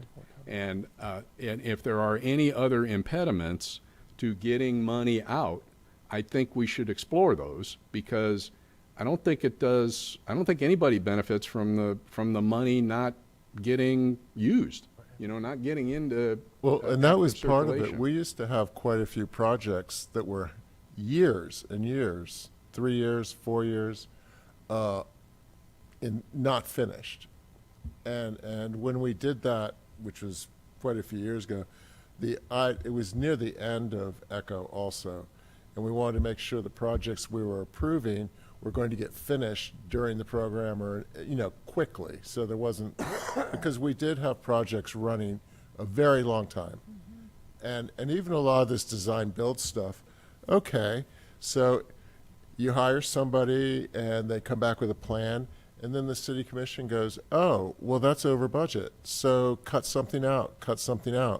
So when we're approving these design build things, we don't know what we're going to get. We don't know what we're getting for the taxpayer dollars. Right. And that's why I'm always so adamant about it.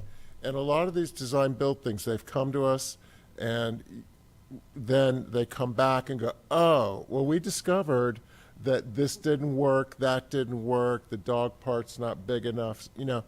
So my thing is, I believe in planning into it so you know what you're getting. And a lot of these, you know, we approve things today like, oh, it's a new playground. Nobody said it's playground X, Y, Z. There wasn't any serial numbers there. There was nothing. It was just like, oh, it's a new ADA playground. That's all wonderful. But we don't know which one they're going to get. There's probably 1,000 you can choose from. And I think when you're spending taxpayer dollars, you need to know what you're spending the money on. And Can I again, just that's make, just one of the make a things that comment I feel. on all this? I understand what Mr. Selby is saying. We will review the grant application. I recall we've done that annually at a meeting. Is that true? That we typically review the guidelines, I mean, but the we can do the guidelines. application as well. Well, I think the application has to be adjusted to meet the criteria sheet, because that was very confusing, first of all. But my comment is, we have a meeting that we do this at, usually. April, right. So I hear you, Mr. Selby. I would say bring that to that meeting there, and everybody is prepared to talk about that then, because they're... I wasn't actually asking for any feedback right Okay. now. I was just sharing some comments that I have. Okay. I have two others, if I may. Sure. The third one is, I respect the fact that the county is very protective of this whole program, because the county ultimately is responsible for this, because the county's collecting the money, the citizens of the county did it. But I think we got to recognize that it's all taxpayer money. every dollar that go, even the nonprofits, where are they getting the money? Those are donations from taxpayers. So it's all taxpayer money. There's almost kind of a us and them, a we, they sort of thing. And I get it that we're putting money into a project that somebody else is actually doing the work on. And so we need, as partners, we need to be, we need to make sure that they're going to do what they say they're going to do. But I just wanted to make the point that every dollar that goes into the project is taxpayer money. It's all taxpayer money, okay? And then the final comment is, there's been a lot of discussion about marketing, that the applicant isn't adequately marketing their project. And I'm thinking, well, why isn't the county, why isn't ECHO marketing these projects? We're partners in this deal. Why don't we set aside some real money out of the ECHO money and create a marketing fund and get the word out? I mean, who's better qualified to get the word out on all these cool things that are available to taxpayers? I don't know if the ordinance that passed it allows that or whatever, but surely we ought to be able to figure, county has a pretty good sized public information department as it is. You know, maybe there could be more done, is what I'm saying. Instead of just beating up on our applicants, you need to do a better job of marketing your thing. Maybe we should think, how can we help you market your thing? Let's get the word out. Let's use all of our resources. TV. I'm just saying, these are just ideas, and I just kind of wanted to throw them out in advance of April so people can think about it and say, Dwight, those are the dumbest ideas I've ever heard. Or they can say, well, it's not a bad thought, and here's how maybe, anyway, thank you. If I may, Pat, I'm going to jump in here real quick, and I think comments are totally appropriate in terms of we're putting the strategic plan out on the street. We just got it finalized, the scope. One of the tasks is to look at marketing as an entire extension program, much like Jack Surratt used to want us to do. Like, have an Explore Volusia webpage with a map, with all the amenities, Volusia Forever, ECHO, educational activities. How do you use these amenities to also drive tourism as well, rather than just, so that was the task assignment we've given them. So hopefully they'll come back with some good ideas. So we're aligned there. Process, I will be honest with you, we've asked them as a task too, is to look at our process and make recommendations. When it's one or two people saying your grant is harder to write than a federal grant, that's one-offs. But when it's 3 or 4 or 5 people telling you that and it's a pattern, then I think we need to review it. And so we're asking the consultant to come in and say, okay, how can we streamline things? How can we better use technology for reporting? Just give us a fresh look. You have this experience. So that will come as part of the strategic plan. We make sure that they include some of our grant writers, So- not ours, but the public grant writers in the process and the talking. We've asked them to do 2 focus groups with our local grant writers. Okay. And I've already asked a few of them to serve when that happens. All right. Great. So I think we're excited about that, and I just lost my train of thought. I was going to share something. I'm excited about that. I think that this is what I was going to say, and I hear you loud and clear. Every rule in this guidebook was made up because of a situation, and we've done that now for 23 years and never took one away. Right. So I think it's a good time to look at it. Right. Okay. Reggie, anything? I think the grant review went pretty well today. I think I understand Dwight's questions, and I've sat on the board for a long time. I think if somebody comes and they applies for an ECHO grant and they get turned down because their application is not complete, they're committed, they come back. They usually complete the application and come back. Yeah. And we will help them too. Yeah. So when you guys were talking all the nice things about Seville, I want to say thank you to Jill, and thank you to Kendra, and thank you to Daniel. We sit down with nonprofits and hold their hand through the process to get them across the finish line. Okay. Mr. Patterson, anything? Okay. You have a double last name, and I'm always confused, and so I'll call you Stephanie. I'll answer to Stephanie too.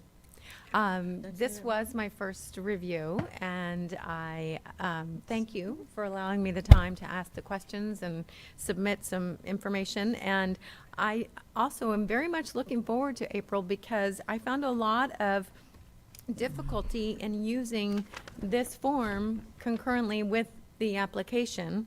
And I wrote down some of the similar things that you did, Dwight, is that maybe there could be a secondary or a first approval to go ahead and pay that money, because without drawings, it's not shovel ready, and they don't know what they're going to run into and that kind of thing.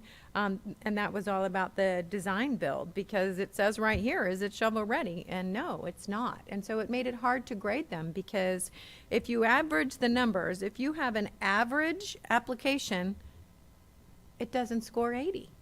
So you're asking us to put everything as excellent and above average when they weren't. So as a committee member and representative of the taxpayers and the community that we know want these projects, that puts us as a reviewer in kind of a funky position. The word excellent and the word above average should mean something when you're a reviewer. I also wondered, is there a need component, a financial need component?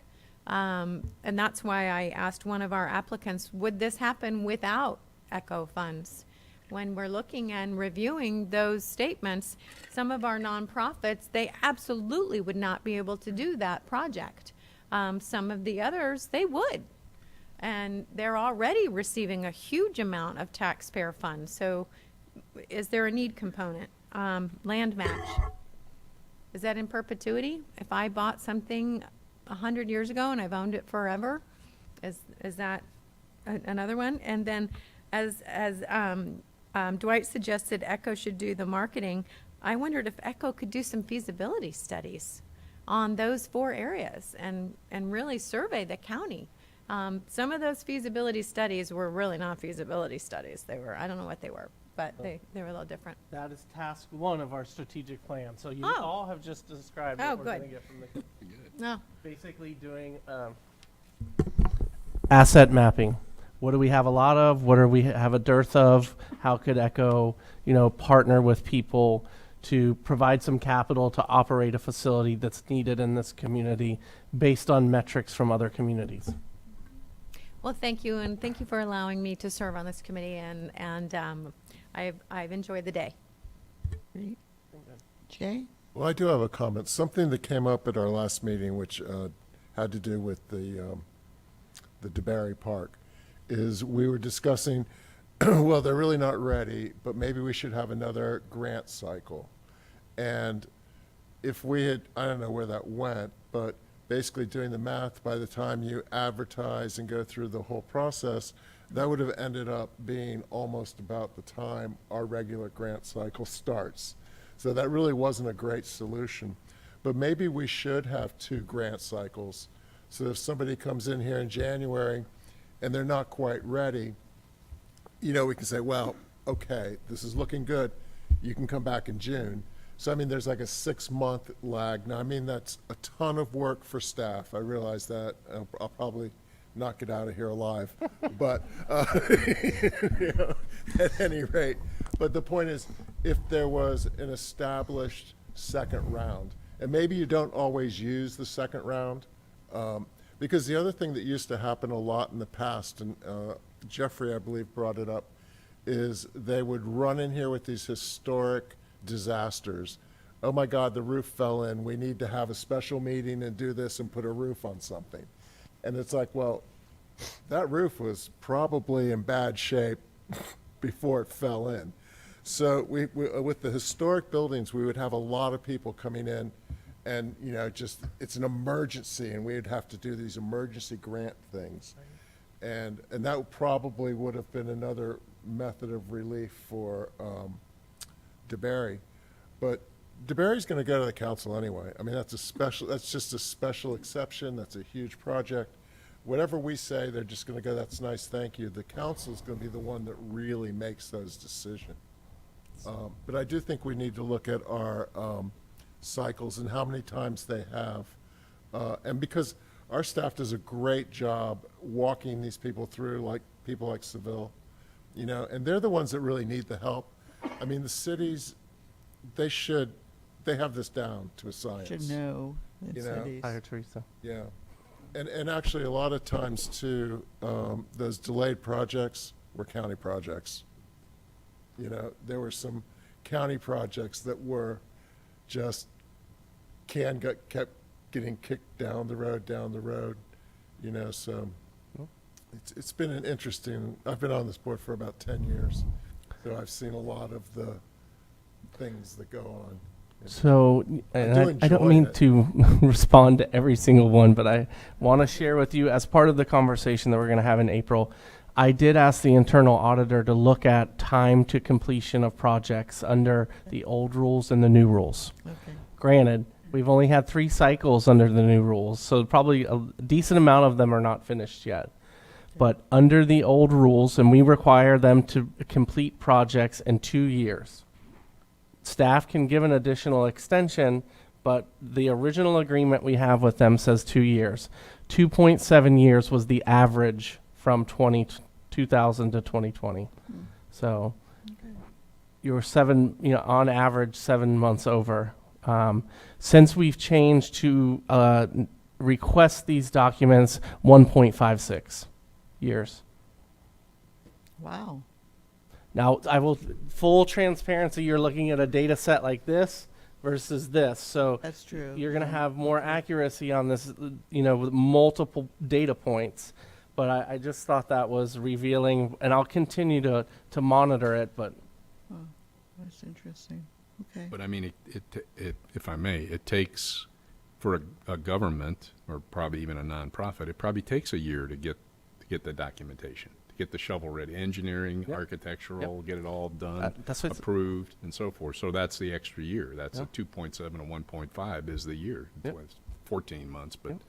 So and that's do you what want we it- do on our capital. I side. get it why we want it up front, but I'm just saying I suspect that it's an impediment to a lot of people applying because they look at the criteria and they go, we don't want to invest that money up front, not knowing whether or not we're going to get the grant. Yeah. I could be wrong. I don't. Want to go to John? Where do I start?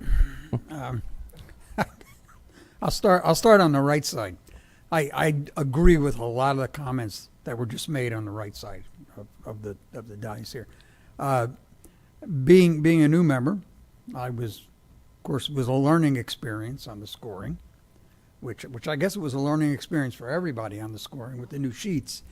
But it was interesting that despite the inexperience of the sheet, we were all pretty close on the numbers. And that's what really interested me. So we're all kind of thinking the same way and looking at the same parameters and basically had the same questions, comments, and concerns. So again, I want to thank the old members for helping us, and I want to thank the staff for also the guidance. So, Madam Chairman, thank you so much for keeping us all in line. And I'll be brief, but I want to say, as a new member, thank you very much. It was a great learning experience. First, the site visits, as well as going through the scoring process and examination and reading all the applications. And I can say that each one that had 200 and something pages with the city budget, those are things I'd like to maybe take a second look at.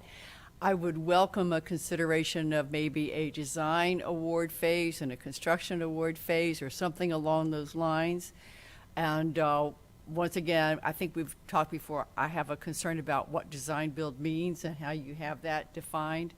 And but I also think that if we look at those guidelines, perhaps we can have more nonprofits because the city's coming in, we match those dollars, but we know that there are a lot of other things that add quality to life that are going to be hesitant about going through our grant process. So I welcome that discussion, and it's been a pleasure to work with everybody this far. Thank you. Jack? I'm looking forward to the April meeting, and just in terms of the marketing stuff, I think what the county staff has done since 2021 in terms of the dashboard and everything that goes out on Volusia TV, or there's a lot of marketing that the county does. So, I applaud them for that. I'm not sure what else. This isn't a marketing program. This is a bricks and mortar program, and if applicants come to us, they're supposed to provide that marketing plan, that business plan. Prior to ECHO, if you came to the county for funding, you could get $30,000. That was about it. This is a special program for, applicants that, are really behind something. So, that's my comment on that, and see everybody in April. Yeah, long meeting. I just want to make one comment. I do think the score sheet and the application should be aligned. We will do that, and we'll say section 1 and 2. This is section 1 and 2 on the application. I apologize that we had put you in that situation, and we will fix it for the next round. And just my observation, I don't know whether my former older colleagues recognize or whether they would just agree or disagree, but it seemed to me the new scoring sheet reduced the scores, that they weren't as high. We had a lot of 80s where we used to have 90s in past practice. So I don't know if that makes a difference to the council what the scores are, but they all, with the exception of one, passed. I recognize that, but it just changed. It changed the dynamics for me anyway. So, is there anything else that needs to come before us? Again, thank you to staff. Yeah, you did amazing work, and I appreciate that. And we will reconvene, no, we won't reconvene. What's the word I want to use? We adjourned. And then we will come back April 11th at our next advisory committee meeting. So we are adjourned. Thank you. Thank you.